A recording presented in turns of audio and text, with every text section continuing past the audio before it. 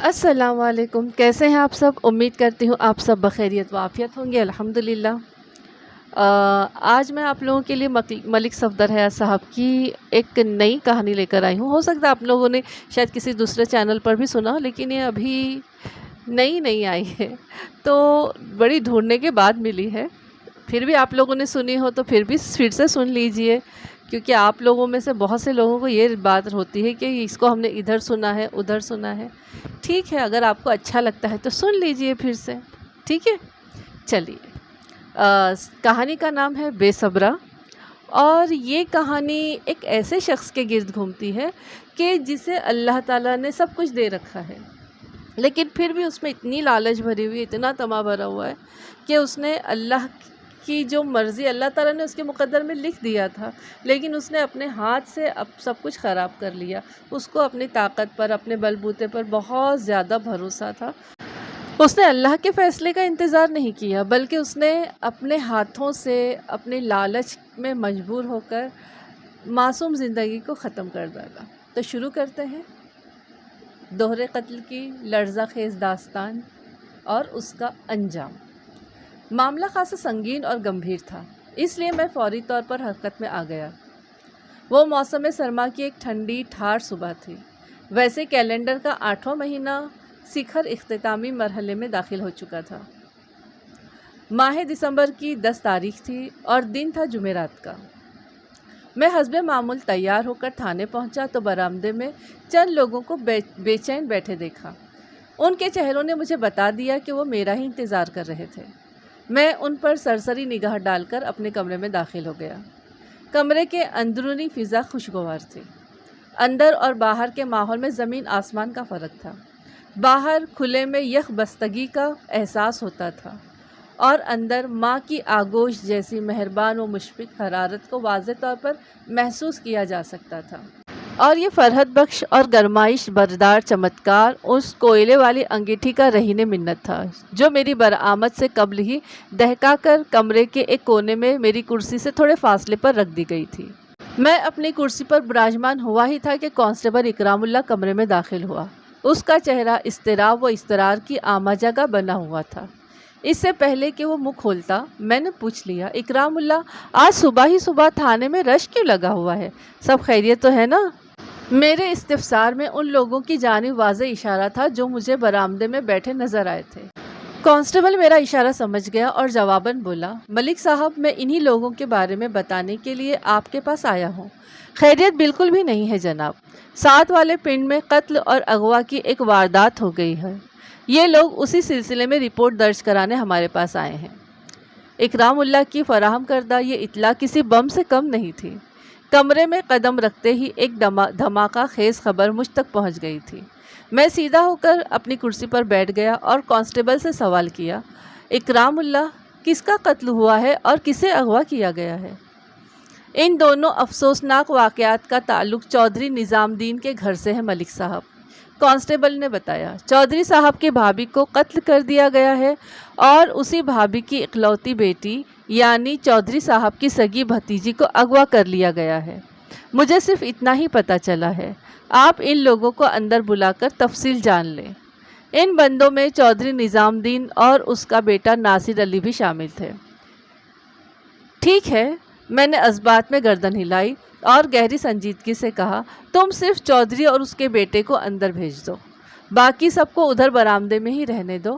اگر ان میں سے کسی سے پوچھ تاچھ کی ضرورت پڑی تو میں بلا لوں گا۔ اوکے سر، کانسٹیبل نے مستعد لہجے میں کہا اور میرے کمرے سے نکل کر باہر چلا گیا۔ اس تھانے میں میری تعیناتی کو ابھی زیادہ عرصہ نہیں ہوا تھا۔ میں وہاں کے لوگوں سے بخوبی واقف بھی نہیں تھا۔ البتہ یہ بات میرے علم میں تھی کہ اس گاؤں کے چودھری کا نام گل شیر تھا۔ ابھی تک چودھری گل شیر سے میری ملاقات نہیں ہو سکی تھی۔ بہر کیف کانسٹیبل نے بتایا کہ چودھری نظام الدین مجھ سے ملنے آیا ہے، تو مجھے کچھ عجیب سا لگا تھا، تاہم میں نے اس پر زیادہ دھیان نہیں دیا۔ یہ ممکن تھا کہ نظام الدین گل شیر ہی کا کوئی قریبی رشتہ دار ہو، کیونکہ چودھری خاندان سے تعلق رکھنے والا ہر شخص خود کو چودھری کہلوانے میں فخر محسوس کرتا ہے۔ جو 2 افراد میرے کمرے میں داخل ہوئے ان میں سے ایک کی عمر 50 سے متجاوز تھی اور دوسرا 20-22 سال کا ایک نوجوان تھا۔ مجھے یہ سمجھنے میں کوئی دقت محسوس نہیں ہوئی کہ ادھیڑ عمر شخص چودھری نظام الدین اور دوسرا اس کا بیٹا تھا۔ میں نے انہیں بیٹھنے کے لیے کہا۔ وہ دونوں میری میز کے دوسری جانب رکھی کرسیوں پر بیٹھ گئے۔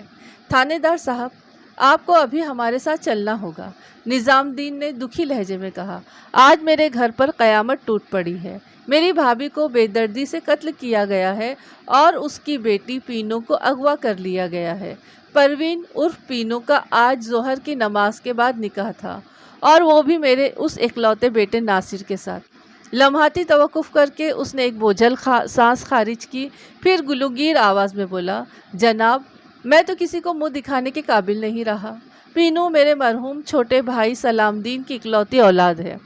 میں نے اسے اپنے گھر کی عزت بنانے کا فیصلہ کیا تھا، مگر اس اندوہناک واقعے نے میرے اس فیصلے کا جنازہ نکال دیا ہے۔ میں نے پورے تحمل کے ساتھ اس کی بات سنی اور معتدل انداز میں استفسار کیا، آپ چودھری گل شیر کے کیا لگتے ہیں؟ شیر صاحب سے میری کوئی رشتہ داری ہے اور نہ ہی کوئی مقابلہ، اس نے جواب دیا۔ وہ ہمارے پنڈ کے بڑے چودھری ہیں اور میں چھوٹا چودھری۔ آپ مجھے ایک زمیندار سمجھ لیں۔ ٹھیک ہے، میں نے رسان بھرے لہجے میں کہا۔ آپ یہاں کیسے آئے ہیں؟ ٹانگے پر جناب۔ آپ کے علاوہ باہر برآمدے میں اور کتنے افراد ہیں؟ میں نے پوچھا۔ 2 میرے ملازم ہیں اور تیسرا ٹانگا کا کوچوان، اس نے جواب دیا۔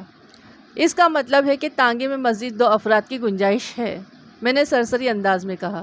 ٹھیک ہے، آپ لوگ جا کر ٹانگے میں بیٹھیں، میں 10 منٹ میں آتا ہوں، باقی باتیں آپ کے گھر پہنچنے کے بعد ہوں گی۔ وہ دونوں باپ بیٹا جی ٹھیک ہے کہہ کر اٹھے اور میرے کمرے سے باہر نکل گئے۔ میں نے کانسٹیبل حامد علی کو اپنے پاس بلایا اور فی الفور جائے وقوع پر جانے کی تیاری کا حکم دے دیا۔ ان دنوں میں ضلع لائل پور موجودہ فیصل آباد کے ایک دور دراز تھانے میں تعینات تھا، اور جیسا کہ میں نے آپ کو بتایا، مجھے اس تھانے کا چارج سنبھالے ابھی زیادہ عرصہ نہیں ہوا تھا۔ مذکورہ تھانے میں میرے علاوہ 5 افراد اور بھی تھے، حوالدار جابر خان اور 4 کانسٹیبل جن کے نام علت ترتیب اکرام اللہ، افضل محمود، حامد علی اور نذیر حسین تھے۔ ان میں افضل محمود جزوی طور پر مقامی تھا، مطلب یہ کہ اس کی چاچی اسی گاؤں میں رہتی تھی جہاں پر قتل اور اغوا کی واردات ہوئی تھی، اور چودھری نظام الدین کے مطابق آج وہاں اس کے بیٹے اور بھتیجے کی شادی ہونے والی تھی۔ اس تناظر میں تو نظام الدین نے بالکل ٹھیک ہی کہا تھا، اس کے گھر پر واقعتاً قیامت صغریٰ برپا ہو گئی تھی۔ چودھری نظام الدین کے گھر کو حویلی تو نہیں کہا جا سکتا تھا، تاہم وہ 20 مرلے قطع اراضی پر تعمیر کردہ ایک کشادہ مکان تھا۔ کراچی میں رہنے والے اس رہائش گاہ کے پلاٹ کو 600 مربع گز سمجھ لیں۔ مذکورہ گاؤں میرے تھانے سے زیادہ دور نہیں تھا، لہٰذا وہاں پہنچنے میں ہمیں چند منٹ ہی لگے تھے۔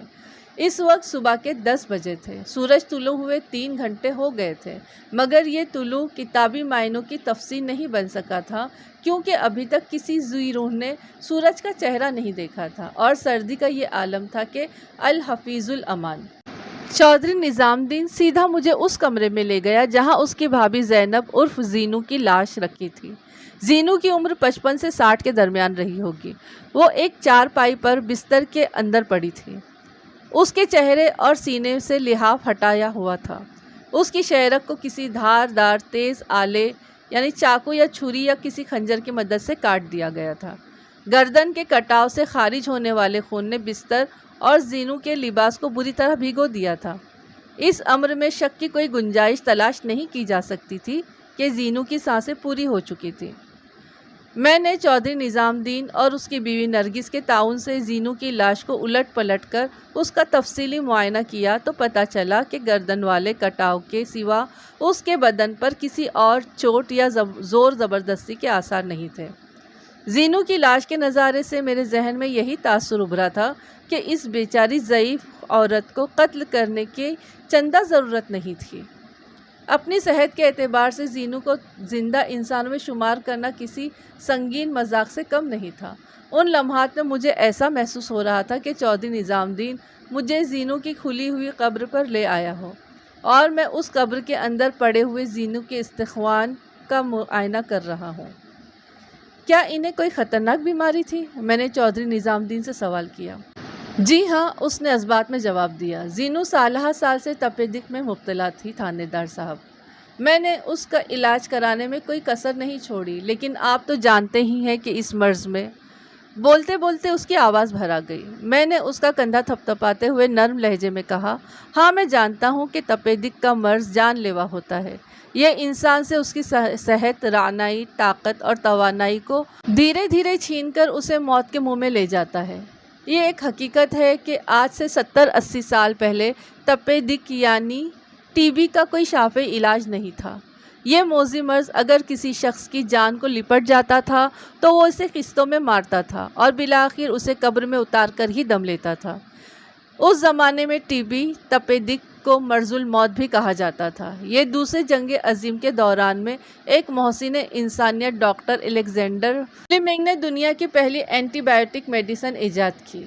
उसके बाद ही जरासीमी बीमारियों का इलाज मुमकिन हो सका था। इब्तिदा में टीबी के मरीज़ को 3 से 4 साल तक का इलाज के बाद सेहत का पैगाम मिलता था और इस इलाज के दौरान में उसे रोज़ाना एक इंजेक्शन भी लगवाना पड़ता था। वक्त के साथ साथ मेडिकल साइंस में तरक्की होती गई और आज टीबी को महज चंद माह यानी 6 से 9 माह के अंदर काबू कर लिया जाता है, और वो भी किसी इंजेक्शन के बगैर। अब इस मर्ज़ का इलाज सिर्फ टैबलेट्स ही से मुमकिन हो जाता है। मैंने टीबी के जरासीम को काबू करने की बात की थी, उन्हें मारने या ख़त्म करने का दावा नहीं किया। इस मर्ज़ के बैक्टीरिया को जान से मार डालना मुमकिन नहीं है।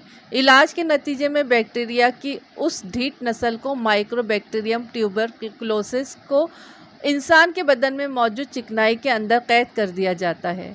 ये इंसानी चर्बी में गहरी नींद सोते रहते हैं। जब तक कोई शख्स टीबी के इलाज से सेहतयाब हो जाए तो फिर उसे सारी ज़िंदगी परहेज़ करना चाहिए।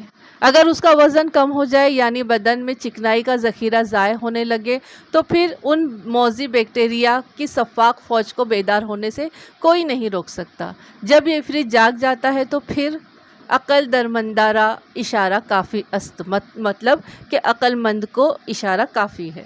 ये बेचारी तो पहले ही कब्र में टांगे लटकाई बैठी थी थानेदार साहब। चौधरी निज़ाम दीन ने भराई आवाज़ में कहा, आप ज़ीनू की हालत देख रहे हैं। उसके बदन पर न गोश्त दिखाई देता है और न चेहरे पर ज़िंदगी की रमक। उसे बेदर्दी से गर्दन काट कर मौत के घाट उतारा गया है। पता नहीं कातिल को इस लाचार औरत से क्या दुश्मनी थी। शदीद तरीन नफ़रत और कड़ी दुश्मनी के बगैर इस नौइयत के लर्ज़ाखेज़ वाक़या जन्म नहीं लेते चौधरी साहब। मैंने ठहरे हुए लहजे में कहा, मैं उस लड़की का कमरा देखना चाहूँगा जो आपके बेटे के निकाह में आने वाली थी। ये बात रास्ते में चौधरी निज़ामुद्दीन ने मुझे बताई थी कि इसकी बीमार भाभी ज़ीनू और उसकी इकलौती बेटी पीनू उनके साथ ही रहती थी।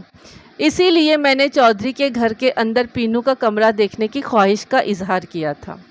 मज़कूरा कमरे में बिछा हुआ बिस्तर बेतरतीब और ख़ाली था। मैंने आइंदा 15 मिनट में अच्छी तरह पीनू के कमरे का जायज़ा लिया, लेकिन वहाँ पर मुझे कोई ऐसी चीज़ और न कोई ऐसी शय मिली जो किसी भी ज़ाविये से उसके अगवा पर रोशनी डालती। मैंने मौके की कार्रवाई मुकम्मल करने के बाद ज़ैनू उर्फ ज़ीनू की लाश को पोस्टमार्टम की गर्ज से कांस्टेबल हामिद अली की निगरानी में ज़िलाई अस्पताल भिजवा दिया और उस घर के वसनायकों से पूछताछ शुरू कर दी।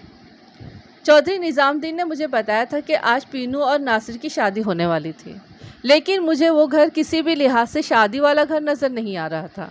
मैंने यहीं से सवालात का आगाज़ किया। चौधरी साहब, इस वक्त आप तीनों के सिवा और कोई बंदा इस घर में दिखाई नहीं दे रहा, या फिर आपके मुलाजिमीन इधर उधर बिखरे नज़र आते हैं? अगर आज ज़ोहर की नमाज के बाद नासिर और पीनू का निकाह होने वाला तो मेहमान वगैरह कहाँ पर हैं? थानेदार साहब, बात दरअसल ये है कि चौधरी निज़ामुद्दीन के बजाय उसके बेटे नासिर अली ने जवाब दिया, हमारे और चाची ज़ीनू के अजीज़ रिश्तेदार है ही नहीं, तो हम यहाँ आने की दावत किसको देते? ये कैसे मुमकिन है कि किसी का कोई रिश्तेदार ना हो? मैंने उलझन ज़दा लहजे में इस्तिफसार किया। नासिर ठीक कह रहा है थानेदार साहब, नरगिस अपने बेटे की तायद में बोली। ज़ीनू के बड़े भाई कादिर अली और भाभी हमीदा तवील अरसे पहले अल्लाह को प्यारे हो गए थे। ज़ीनू का घर वाला यानी मेरा देवर सलामुद्दीन उस वक्त इस दुनिया से रुखसत हो गया जब पीनू अब एक छोटी सी बच्ची थी। ये तो हुआ ज़ीनू और उसके ख़ानदान का अहवाल। बाकी जहाँ तक हमारी तरफ की कहानी है तो وہ सांस हमवार करने की गर्ज से थमी, फिर अपनी बात मुकम्मल करते हुए बोली, मेरे माँ बाप गुजर गए थे। निज़ामुद्दीन भी सिर्फ 2 भाई थे, यानी वो खुद और उसका छोटा भाई, और पीनू का बाप सलामुद्दीन। नासिर अली हमारी इकलौती औलाद है। मुझे उम्मीद है कि हमारी इंतहाई मुख्तसर ख़ानदान की तफसील आपकी समझ में आ गई होगी। हमारा प्रोग्राम यही था कि आज ज़ोहर की नमाज के बाद निहायत ही सादगी के साथ मस्जिद में नासिर और पीनू का निकाह करा देंगे, चौधरी निज़ामुद्दीन ने कहा, और कल बरोज़ जुमा उनका वलीमा किया जाता। हमने वलीमे की तकरीब में गांव वालों को मदऊ किया था, मगर इससे पहले ही ये सब कुछ उजड़ गया। हम तबाह और बर्बाद हो गए जनाब। चौधरी साहब, जो होना था वो तो हो चुका, मैंने रसानियत भरे लहजे में कहा। अब ये सोचें कि आगे क्या करना है। सच पूछे तो मेरा दिमाग काम नहीं कर रहा, चौधरी निज़ामुद्दीन ने टूटे हुए लहजे में कहा। मुझे तो यकीन ही नहीं आ रहा है कि हमारे घर को किसी बदख्वाह की नज़र लग गई है। थानेदार साहब, ये तो एक खुली हकीकत है कि जीनू को दोबारा ज़िंदा नहीं किया जा सकता, नरगिस ने मोतदिल अंदाज में कहा, लेकिन आप कम अज़ कम इतना तो कर ही सकते हैं कि किसी तरह पीनू को ढूंढ निकालें ताकि मेरे बेटे का घर आबाद हो। नरगिस, मैं तुम्हारे जज्बात व एहसासात को बखूबी समझ सकता हूँ, मैंने ठहरे हुए लहजे में कहा। एक माँ को इन हालात में इस तरह सोचना चाहिए, लेकिन कानून का एक पासबान होने के नाते मैं ये समझता हूँ कि जितना ज़रूरी परवीन उर्फ पीनू को बाजियाब कराना है, उतना ही अहम ज़ैनब उर्फ जीनू के कातिल का सुराग लगाना, कि उसे कैफ़े किरदार तक पहुँचाना भी है। और मैं ये दोनों काम आप लोगों के ताउन के बगैर नहीं कर सकता। मैंने ड्रामाई अंदाज में अपनी बात मुकम्मल की तो चौधरी निज़ामुद्दीन इज़्तिरारी लहजे में बोला, थानेदार साहब, हम हर किस्म के ताउन के लिए तैयार हैं। आप हुक्म करें, हमें क्या करना होगा। सबसे पहले तो आप लोग मुझे ये बताएं कि, मैंने बारी बारी उन तीनों की तरफ देखते हुए गहरी संजीदगी से कहा, आपको कब पता चला कि जीनू को कत्ल करके उसकी बेटी पीनू को अगवा कर लिया गया है। मेरी आँख सुबह जल्दी खुल जाती है थानेदार साहब, नरगिस ने मेरे सवाल के जवाब में बताया। जब मैं चौधरी साहब को सोता छोड़कर कमरे से बाहर निकली तो मुझे घोड़ों के दौड़ने की आवाज़ सुनाई दी। ये बिल्कुल ही अजीब और अनहोनी बात थी।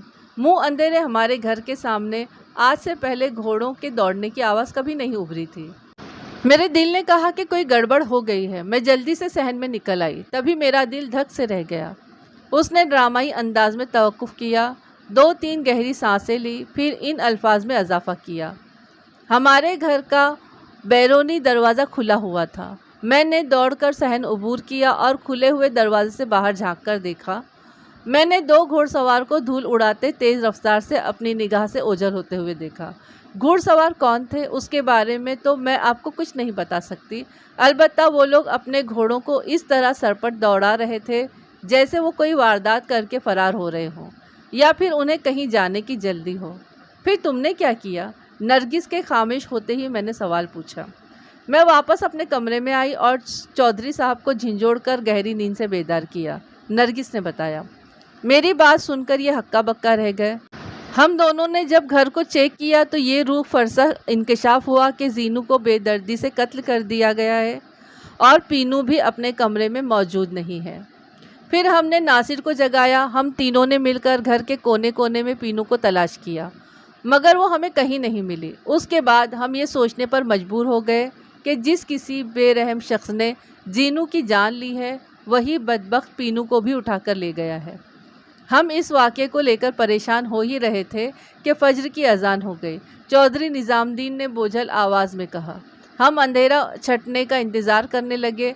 सुबह हुई तो गांव वालों को भी इस नागहानी का पता चल गया। जिसने भी सुना हैरत का इजहार किया। उसके बाद मैं नासिर को लेकर आपके पास पहुंच गया। एक बात तो साफ नज़र आ रही है कि चौधरी निज़ामुद्दीन की बात मुकम्मल होने पर मैंने गंभीर अंदाज में कहा, जीनू का कातिल और पीनू का अगवाकार कोई एक ही शख्स या अशखास हैं। नरगिस ने 2 घोड़ों को जाते हुए देखा था। अगलब इम्कान की बात यह है कि ये दोहरी वारदात इन्हीं घोड़सवारों का मज़मूम कारनामा है और ये कोई मामूली वाक़या नहीं कि मैं इसे इत्तेफाकात या रोज़मर्रा के जराइम के खाते पर चढ़ा दूँ। वो लोग जो कोई भी थे, जीनू और पीनू के पक्के दुश्मन थे। अगर आप ये चाहते हो कि मैं इस मामले में आप लोगों की मदद करूं, तो میں نے لمحاتی توقف کر کے ایک گہری سانس لی، پھر سرسراتی ہوئی آواز میں اضافہ کر دیا، تو مجھے ان پکے دشمنوں کے بارے میں پکی جانکاری چاہیے اور یہ معلومات آپ لوگ ہی مجھے فراہم کریں گے۔ تھانے دار صاحب، سچی بات تو یہ ہے کہ چودھری نظام الدین نے جواب دیا، ادھر گاؤں میں تو ہمارا کوئی دشمن نہیں ہے، آج تک کسی نے ٹیڑھے منہ مجھ سے بات تک نہیں کی۔ میں آپ کے دشمن کی نہیں، زینو اور پینو کے دشمن کے بارے میں پوچھ رہا ہوں، میں نے دو ٹوک انداز میں کہا، کیونکہ اس واردات میں انہی ماں بیٹی کو نشانہ بنایا گیا ہے۔ ناصر علی نے سوالیہ نظروں سے اپنے باپ کی طرف دیکھا اور کہا، ابا جی، ہمیں تھانے دار صاحب کو اس دھمکی کے بارے میں بتا دینا چاہیے۔ کون سی دھمکی؟ میں نے سرسراتی آواز میں استفسار کیا۔ چند روز پہلے ہمیں ایک خط ملا تھا، چودھری نظام الدین نے بتایا۔ وہ خط میرے ہی نام آیا تھا، جس میں کسی نے یہ دھمکی دی تھی کہ اگر پینو کی شادی ناصر سے کی گئی تو وہ پینو اور زینو کو کاٹ ڈالے گا۔ یہ بات آپ نے مجھے پہلے کیوں نہیں بتائی؟ میں نے تیز آواز میں استفسار کیا۔ کیا وہ خط آپ کے پاس محفوظ رکھا ہوا ہے؟ میں اس خط کو دیکھنا چاہتا ہوں۔ ہاں، چودھری نظام الدین نے اثبات میں گردن ہلائی اور کہا، میں ابھی لے کر آتا ہوں جناب۔ اس وقت ہم چودھری نظام الدین کے بیٹھک میں بیٹھے ہوئے تھے۔ چودھری اٹھ کر گھر کے اندرونی حصے میں گیا تو میں نے ان ماں بیٹے سے پوچھا، یہ خطرناک دھمکی آپ لوگوں کو، میرا مطلب ہے زینو اور پینو کو، کس نے دی تھی؟ اس خط میں دھمکی دینے والے نے اپنا نام نہیں لکھا تھا، نرگس نے بتایا، لیکن ایسا لگتا ہے کہ یہ حرکت زلفی کے سوا اور کسی کی نہیں ہو سکتی۔ میں پوچھے بنا نہ رہ سکا کہ زلفی کون ہے؟ زلفی کا اصل نام ذوالفقار ہے، ناصر نے میرے سوال کے جواب میں بتایا۔ وہ رشتے میں زینو چاچی کا بھتیجا لگتا ہے، یعنی اس کے مرحوم بھائی قادر علی کا بیٹا۔ اوہ! میں ایک گہری سانس لے کر رہ گیا اور پوچھا، اگر میں غلط نہیں سوچ رہا تو زلفی اس گاؤں میں نہیں رہتا اور نہ پینو کی شادی رکوانے کے لیے اسے یہ خط لکھنا پڑا تھا۔ آپ کا اندازہ بالکل درست ہے تھانے دار صاحب، نرگس نے تائیدی انداز میں گردن ہلائی اور کہا، زلفی کے بارے میں یہ بتانا مشکل ہے کہ اس کا ٹھکانہ کہاں ہے۔ سننے میں یہی آیا ہے کہ وہ کوئی اچھا انسان نہیں ہے، اس نے چوری، ڈکیتی اور قتل و غارت گیری کو اپنا پیشہ بنا رکھا ہے اور پولیس سے بچنے کے لیے ادھر ادھر چھپتا پھرتا ہے، کبھی جھنگ، کبھی سرگودھا، کبھی شیخو پورہ اور کبھی ساہیوال، کبھی کبھار وہ لائل پور کا چکر بھی لگا لیتا ہے۔ جب وہ لائل پور میں ہوتا ہے تو کیا کبھی آپ لوگوں سے ملنے اس گاؤں میں بھی آتا ہے؟ میں نے ایک اہم سوال کیا۔ جی نہیں، نرگس نے نفی میں گردن ہلائی اور بتایا، اس نے کبھی ادھر کا رخ نہیں کیا۔ اس کے بارے میں ہمیں جو کچھ بھی معلوم ہوتا ہے وہ سنی سنائی پر مشتمل ہوتا ہے۔ نرگس اور ناصر سے میری بات چیت جاری ہی تھی کہ نظام الدین وہ خط لے کر آ گیا جس کے اندر زینو کو دھمکایا گیا تھا۔ چودھری نظام الدین نے ایک لفافہ لا کر مجھے تھما دیا اور وہیں جا کر بیٹھ گیا جہاں سے چند منٹ پہلے وہ اٹھ کر گیا تھا۔ لفافے کے اوپر چودھری نظام الدین کا نام لکھا ہوا تھا اور نیچے ایڈریس بھی اسی گاؤں اور گھر کا تھا۔ لفافے کے عقبی حصے میں خط بھیجنے والے کا نام پتہ درج نہیں تھا۔ میں نے لفافہ کھول کر اندر سے پرچہ نکال لیا۔ اس پرچے میں صرف ایک سطر بھدی سی لکھائی میں تحریر تھی۔ میں اس سطر کو من و عن یہاں لکھ رہا ہوں۔ در حقیقت وہ ایک دھمکی آمیز جملہ تھا جو کسی پھپھو کو مخاطب کر کے لکھا گیا تھا۔ پھپھو، مجھے پتا چلا ہے کہ تم پینو کی شادی کر رہی ہو۔ اگر تم نے یہ غلطی کی تو میں تم دونوں ماں بیٹی کو کاٹ ڈالوں گا۔ یہ ایک طویل جملہ تھا جسے توڑ کر دو ٹکڑوں میں، دو فقروں میں تحریر کیا گیا تھا۔ اس دھمکی آمیز مختصر مضمون میں ناصر علی کا کوئی ذکر نہیں تھا، صرف پینو کی شادی کو رکوانے یا روکنے کی بات کی گئی تھی، اور اس بات کے آخر میں کسی کا نام بھی درج نہیں تھا۔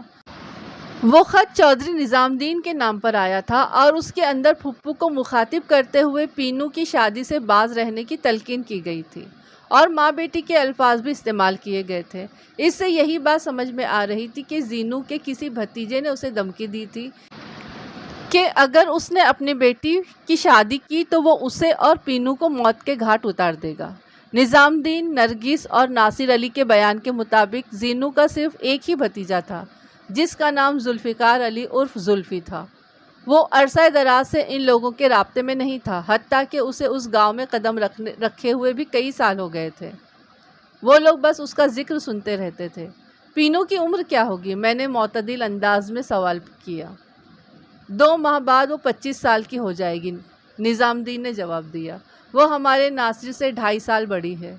और जुल्फ़ी की उम्र के बारे में क्या कहते हो? वो इन दोनों से बड़ा है, नरगिस ने कहा। वो इस वक्त 30 के आसपास होगा। क्या इससे पहले भी कभी जुल्फ़ी ने पीनू को कोई धमकी दी थी या आपको ऐसा कोई ख़त लिखा था? मैंने इस्तिफ़सार किया। मेरा मतलब है पीनू की शादी ना करने के हवाले से, ख़ास तौर पर पिछले 7-8 साल में। नहीं जनाब, ये पहला ख़त है, निज़ामुद्दीन ने बताया। वो तवील अरसे पहले गांव से चला गया था। उसके बारे में किसी को ठीक से मालूम नहीं है, बस उड़ती उड़ती खबरें मिलती रहती हैं कि कादर अली के बेटे ने जुर्म की दुनिया का इंतखाब कर लिया है। 3-4 अजला की पुलिस को उसकी तलाश है। साहिवाल, झंग, शेखुपुरा और सरगोधा के कई थानों में उसके खिलाफ चोरी, डकैती और दूसरे छोटे मोटे जराइम के हवाले से रिपोर्टें दर्ज हैं।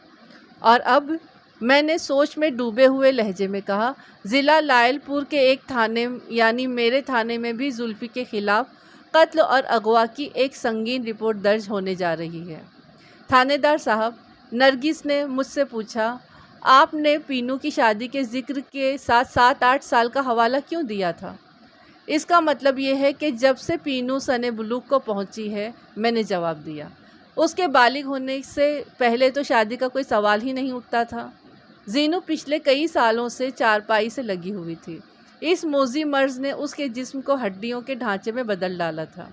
चौधरी निज़ामुद्दीन ने कड़वे लहजे में कहा, अगर जुल्फ़ी इतना ही बाखबर है तो उसे अपनी फुप्पू की बीमारी का भी इल्म होना चाहिए था।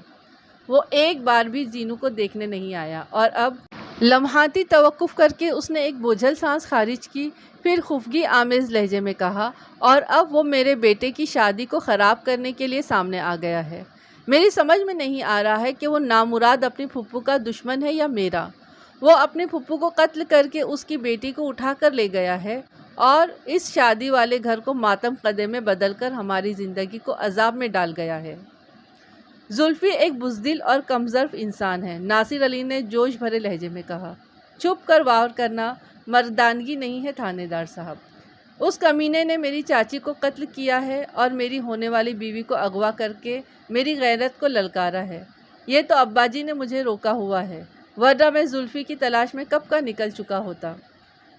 नासिर, मैं तुम्हारे मजरूह जज्बात और घायल एहसासात को अच्छी तरह समझ रहा हूँ, मैंने हमदर्दी भरे लहजे में कहा, लेकिन मेरी एक बात याद रखना, अंधेरे में तीर चलाना कोई अक्लमंदी नहीं है।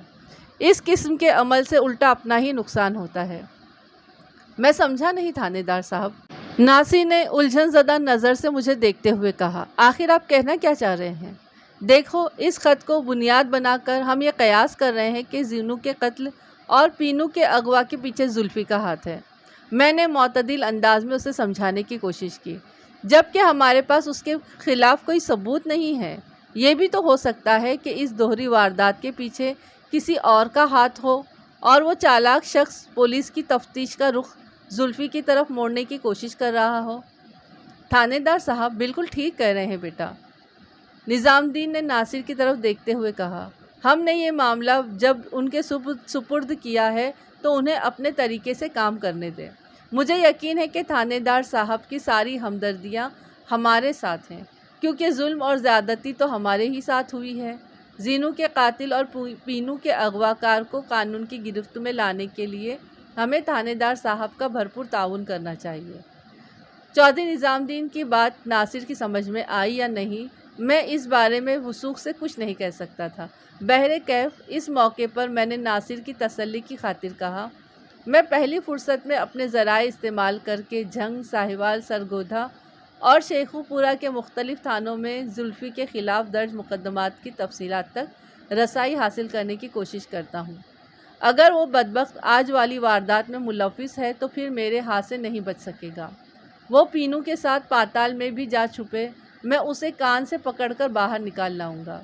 बस तुम तीनों मेरे एक सवाल का ठीक ठीक जवाब दो। आप पूछे थानेदार साहब, निज़ामुद्दीन ने फिदवियाना अंदाज में कहा। हमने आपसे ताउन का वादा किया है। क्या जुल्फ़ी पीनू से शादी करना चाहता था? मैंने ठोस अंदाज में इस्तिफ़सार किया। ऐसी कोई बात हमारे इल्म में नहीं है जनाब। نظام الدین نے معتدل انداز میں جواب دیا، اگر زلفی کے دل میں ایسی کوئی خواہش ہوتی تو وہ چھپی نہیں رہ سکتی تھی، ہمیں نہیں تو گاؤں میں کسی اور کو تو ضرور اس بارے میں پتہ ہوتا۔ میں نے اپنے سوال کو دوسرے انداز میں دہرایا، کیا پینو کے لیے گاؤں کے اندر یا باہر سے کوئی رشتہ آیا تھا؟ اس کا تو سوال ہی پیدا نہیں ہوتا، نرگس نے زور دے کر کہا۔ یہاں گاؤں والے تو اس بات سے اچھی طرح واقف ہیں کہ ہم نے ناصر اور پینو کی شادی کا فیصلہ کر رکھا ہے، اور جہاں تک گاؤں سے باہر والے کسی رشتے کی بات ہے تو ایسا ابھی تک نہیں ہوا تھا۔ ٹھیک ہے، میں اٹھ کر کھڑا ہو گیا اور زلفی والے مبینہ خط کو اپنی جیب میں ڈالتے ہوئے کہا، میں یہ لفافہ اپنے ساتھ لے جا رہا ہوں۔ جب یہ کیس ختم ہو جائے گا اور میں پینو کو بازیاب کرنے کے بعد اس افسوسناک واقعے کے ذمہ دار کو عدالت کے کٹہرے میں کھڑا کر دوں گا تو اس وقت یہ دھمکی آمیز تحریر میرے بہت کام آئے گی۔ وہ تینوں مجھے رخصت کرنے کے لیے دروازے تک آئے۔ میں نے چودھری نظام الدین کے گھر کے داخلی دروازے کو بغور جائزہ لیا، اسے بغور دیکھا۔ دروازے کے کسی بھی حصے پر مجھے توڑ پھوڑ یا زور آزمائی کے نشانات دکھائی نہیں دیے۔ گھر کی سامنے والی دیوار لگ بھگ 6 فٹ اونچی تھی۔ اغلب امکان اسی بات کا تھا کہ حملہ آوروں نے اپنے گھوڑے گھر سے تھوڑے فاصلے پر کھڑے کیے ہوں گے اور دیوار پھلانگ کر ان میں سے کوئی ایک گھر کے اندر داخل ہوئے اور اندرونی کنڈی کھول کر اپنے ساتھیوں، اگر وہ ایک سے زیادہ تھے تو، کے لیے راستہ بنایا ہوگا، اور اس واردات کے بعد وہ بیرونی دروازہ کھلا چھوڑ کر وہاں سے روانہ ہو گئے ہوں گے۔ اس تجزیے میں کئی ایک پہلو مبنی بر قیاس ہیں۔ اس بارے میں ابھی حتمی طور پر کچھ بھی نہیں جانتا تھا اور نہ کچھ کے بارے میں کہہ سکتا تھا۔ اس گھر کے مکینوں نے مجھے جو معلومات فراہم کی، ان کی روشنی میں نے حملہ آوروں کی کارروائی کا ایک خاکہ سا اپنے ذہن میں بنا لیا تھا۔ حقیقت کیا تھی وہ آگے چل کر واضح ہونا تھی۔ نرگس، میں نے چودھری نظام الدین کی بیوی کو مخاطب کرتے ہوئے معتدل انداز میں سوال کیا، تم نے ان گھوڑ سواروں کو کس جانب جاتے ہوئے دیکھا تھا؟ اس نے ایک طرف اشارہ کر دیا۔ چودھری صاحب، میں نے نظام الدین کو مخاطب کرتے ہوئے گہری سنجیدگی سے کہا، اس جانب جہاں تک بھی ممکن ہو اس راستے پر لوگوں کی آمد و رفت کو روکنے کی کوشش کریں۔ کم از کم آج کے دن کے لیے تو آپ کو یہ ضرور کرنا ہوگا۔ وہ سوچتی ہوئی نظر سے مجھے دیکھتے ہوئے مستفسر ہوا، کہیں آپ زلفی کا کھرا نکالنے کے بارے میں تو نہیں سوچ رہے ہیں؟ آپ کا اندازہ درست ہے چودھری صاحب، میں نے تائیدی انداز میں گردن ہلاتے ہوئے کہا۔ زینو کے قتل اور پینو کے اغوا میں زلفی یا کوئی دوسرا، تیسرا، چوتھا جو بھی ملوث ہے، میں اسے ڈھونڈ نکالنے کی ہر نوعیت کی صحیح کروں گا۔ چودھری نظام الدین نے میری ہدایت پر عمل کرنے کا یقین دلایا اور میں انہیں تسلی اور دلاسے دے کر تھانے کی طرف نکل آیا۔ اب دوپہر ڈھلنے لگی تھی، وہ دوپہر جس میں دھوپ کا نام و نشان کہیں نظر نہیں آتا تھا۔ اس وقت صبح کی بنسبت سردی میں خاصی حد تک کمی واقع ہو چکی تھی، لیکن تاحال اسے خوشگوار موسم نہیں کہا جا سکتا تھا۔ میں تھانے پہنچا تو حوالدار میرے کمرے میں آ گیا۔ ملک صاحب، آپ نے کچھ کھایا پیا یا صبح سے کار سرکار میں ہی مصروف ہیں؟ حوالدار نے مجھ سے پوچھا۔ جابر خان، نوکری پولیس کی ہو یا دوسری کسی فورس کی، اس میں ملازم کو سانس سانس کار سرکار میں ہی مصروف رہنا پڑتا ہے، میں نے تھکے ہوئے لہجے میں جواب دیا۔ تم میرے لیے کھانے کا بندوبست کرو، تب تک میں ظہر کی نماز ادا کر لیتا ہوں، پھر آرام سے بیٹھ کر میں تمہیں آج کی کارگزاری کے بارے میں بتاؤں گا۔ جو حکم ملک صاحب، حوالدار نے فرما برداری سے کہا۔ کیا کانسٹیبل افضل اس وقت تھانے میں موجود ہے؟ میں نے پوچھا۔ جی ملک صاحب، وہ ادھر ہی ہے۔ افضل محمود کو تم میرے پاس بھیج دو، میں نے کہا، اور کھوجی سردار حسین کی طرف کسی بندے کو روانہ کر کے اسے فوراً تھانے میں بلا لو، میں نے سردار کے لیے ایک کام نکالا ہے۔ جی میں سمجھ گیا، جابر خان نے اثبات میں سر ہلا دیا اور کمرے سے نکل گیا۔ ٹھیک 5 منٹ بعد کانسٹیبل افضل محمود میرے روبرو بیٹھا ہوا تھا۔ میں نے اس سے پوچھا، تمہارا خون کب سے سفید ہو گیا ہے؟ میں سمجھا نہیں ملک صاحب۔ وہ حیرت بھرے انداز میں پلکیں جھپکاتے ہوئے بولا، آپ ایسے کیوں کہہ رہے ہیں؟ چند قدموں کی دوری پر تمہاری چاچی نذیرہ رہتی ہیں۔ میں نے اس کے چہرے پر نگاہ جما کر کہا، تم کب سے اس سے ملنے نہیں گئے؟ افضل محمود کا چاچا اللہ رکھا اب اس دنیا میں موجود نہیں رہا تھا، مگر چاچی نذیرہ اپنے بچوں کے ساتھ اسی گاؤں میں رہتی تھی جہاں آج الگ صبح اغوا اور قتل کی واردات ہوئی تھی۔ 2 مہینے سے زیادہ ہو گئے ہیں ملک صاحب۔ افضل نے میرے سوال کے جواب میں بتایا، اسی کو کہتے ہیں انسان کا خون سفید ہو جانا۔ میں نے معنی خیز انداز میں کہا، تمہاری چاچی تھانے سے اتنی نزدیک رہتی ہے اور تمہیں اس کی خیر خیریت پوچھنے کی بھی توفیق نہیں؟ جی، وہ گڑبڑائے ہوئے لہجے میں بولا، میں اگلے ہفتے چاچی نذیرہ سے ملنے جاؤں گا، تب تک تو بہت دیر ہو جائے گی، میں نے متاسفانہ لہجے میں کہا۔ وہ الجھن زدہ نظر سے مجھے تکنے لگا اور بولا، آپ کی بات میری سمجھ میں نہیں آئی ملک صاحب، تمہیں ابھی اور اسی وقت چاچی کے گاؤں روانہ ہونا ہے، میں نے دو ٹوک انداز میں کہا، اور وہاں پہنچ کر تم ایک اہم کام کرو گے۔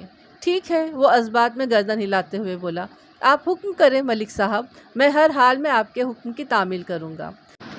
آئندہ 10 منٹ کے اندر میں نے افضل محمود کو اس کی تازہ ترین ذمہ داری سے تفصیلاً آگاہ کر دیا۔ اس نے میری بات کے اختتام پر کہا، ملک صاحب، آپ نے جو کام میرے سپرد کیا ہے میں اسے انجام دینے کے لیے اپنی جان لگا دوں گا۔ شاباش، مجھے تم سے یہی امید ہے افضل۔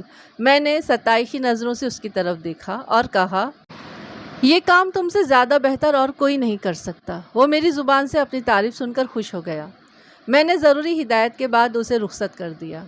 میری اب تک کی تفتیش میں صرف ایک ہی مشکوک نام سامنے آیا تھا، یعنی ذوالفقار علی عرف زلفی، لیکن افسوس کہ میں زلفی کے نام اور مقتولہ زینو اور مبینہ مغوی پینو سے اس کے رشتے کے علاوہ اور اس کی ذات کے بارے میں کچھ بھی نہیں جانتا تھا۔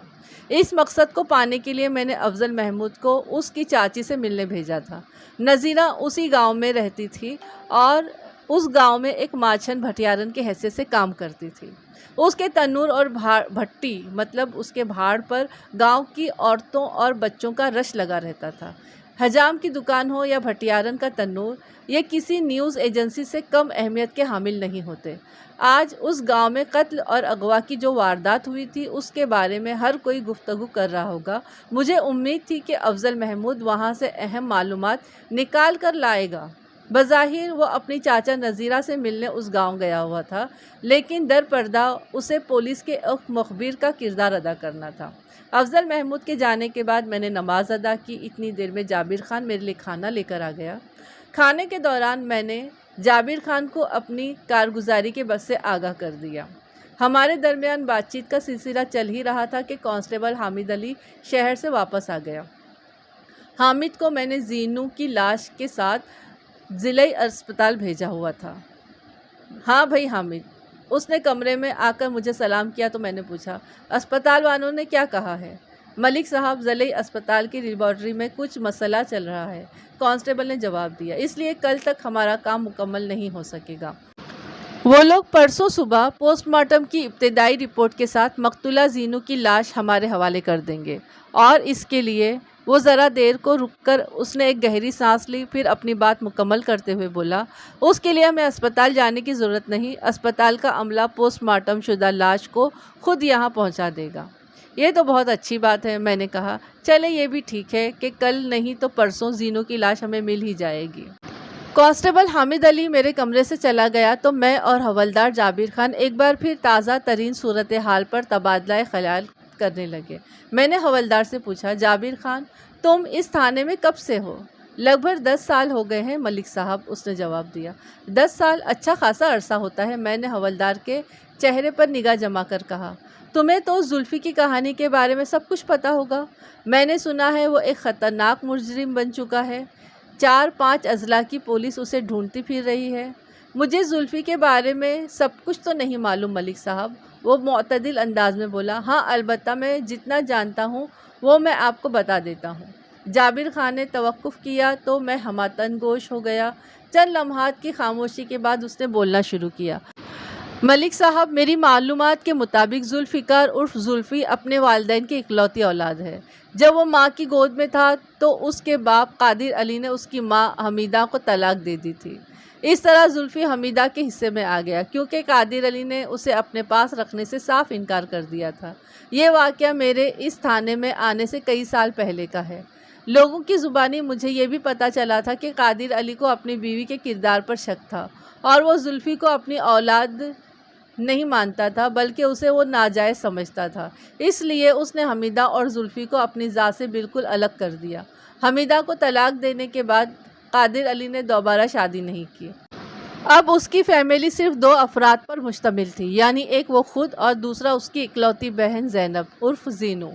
عمر کے آخری حصے میں قادر علی بیمار رہنے لگا تھا۔ اس نے زینو کی شادی سلام دین نامی ایک چھوٹے زمیندار سے کرا دی تھی۔ سلام دین اور نظام دین 2 بھائی ہیں، جن میں سلام دین کا انتقال ہو چکا ہے۔ اس وقت نظام دین کی فیملی اور زینو ایک ہی گھر میں رہ رہے تھے۔ زینو کی اکلوتی بیٹی پینو کی شادی نظام دین کے اکلوتے بیٹے ناصر سے ہونے والی تھی کہ زینو کو موت کے گھاٹ اتارنے کے بعد پینو کو اغوا کر لیا گیا۔ ان میں سے بہت ساری باتیں آپ کو نظام دین اور اس کی بیوی نرگس نے بھی بتائی ہوں گی۔ اب میں آتا ہوں زلفی کی طرف۔ وہ چند لمحات کے لیے تھما، 2-4 گہری سانسیں لی، پھر سلسلہ کلام کو جاری رکھتے ہوئے بولا، ملک صاحب، جب میں اس تھانے میں آیا اس وقت تک قادر علی اور حمیدہ اس دنیا سے پردہ فرما چکے تھے۔ زلفی کی عمر 20 کے آس پاس تھی۔ میں اتنا تو جانتا ہوں کہ وہ ایک آوارہ اور بدتمیز نوجوان تھا، لیکن میری اس سے کبھی ملاقات نہیں ہوئی تھی۔ کچھ عرصے کے بعد پتہ چلا کہ زلفی نے گاؤں چھوڑ دیا ہے۔ وہ کہاں چلا گیا تھا، اس کے بارے میں کسی کے پاس کوئی ٹھوس اور یقینی اطلاع نہیں تھی۔ سال پر سال گزرتے گئے، پھر پتہ چلا کہ زلفی نے اپنے لیے جرم کی راہ کا انتخاب کر لیا ہے۔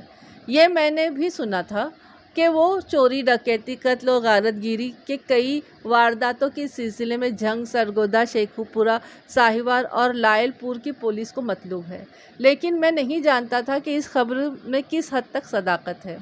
اس صداقت تک رسائی حاصل کرنا ناگزیر ہو گیا ہے جابر خان۔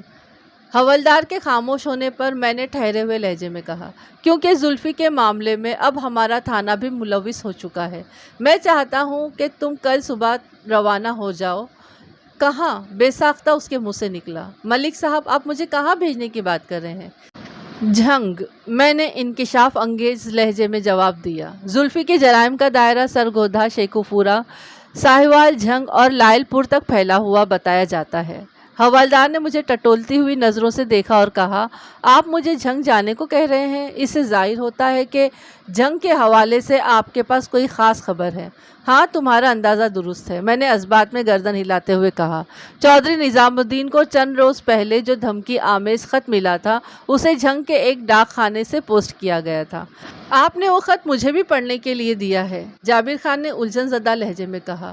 اس میں زینو اور پینو کو کاٹ ڈالنے کی دھمکی کے سوا اور کچھ بھی نہیں ہے۔ تم اس خط کے مضمون کی بات کر رہے ہو اور میں لفافے کا ذکر کر رہا ہوں جابر خان، میں نے معتدل انداز میں کہا، پھر مذکورہ لفافہ اس کی جانب بڑھاتے ہوئے ان الفاظ میں اضافہ کر دیا، تم نے اس لفافے کے اندر بند خط کو نکال کر پڑھا ہے، مگر لفافے کے آگے پیچھے دھیان نہیں دیا۔ ذرا غور سے دیکھو گے تو میری بات تمہاری سمجھ میں آ جائے گی۔ اس نے میرے ہاتھ سے لفافہ لینے کے بعد اسے الٹ پلٹ کر غور سے اس کا جائزہ لیا، پھر سرسراتی ہوئی آواز میں بولا، آپ ٹھیک کہہ رہے ہیں ملک صاحب، اس خط پر محکمہ ڈاک کی جانب سے 2 مہریں ثبت کی گئی ہیں۔ ایک ضلع جھنگ کے کسی ڈاک خانے کی ہے اور دوسری ضلع لائل پور کے ڈاک خانے کی۔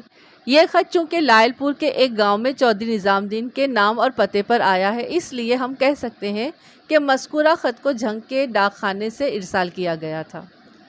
اگر اس قتل اور اغوا والے واقعے میں زلفی ملوث ہے تو پھر اسے ضلع جھنگ میں کہیں ہونا چاہیے، میں نے گہری سنجیدگی سے کہا، لہٰذا ہم زلفی کی تلاش کے سلسلے میں اپنی تفتیش کا آغاز جھنگ سے کریں گے۔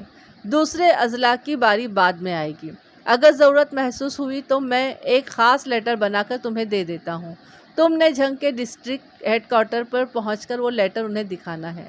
میں اس لیٹر میں آج ہونے والے اندھناک واقعے کا ذکر کر دوں گا۔ زلفی کے حوالے سے باقی تفصیلات تم انہیں زبانی بتا دینا۔ مجھے یقین ہے اس معاملے میں فوری دلچسپی لیتے ہوئے ہیڈ کوارٹر زلفی تک رسائی حاصل کرنے کے لیے ضرور ہماری مدد کرے گا۔ آپ بالکل صحیح خطوط پر سوچ رہے ہیں۔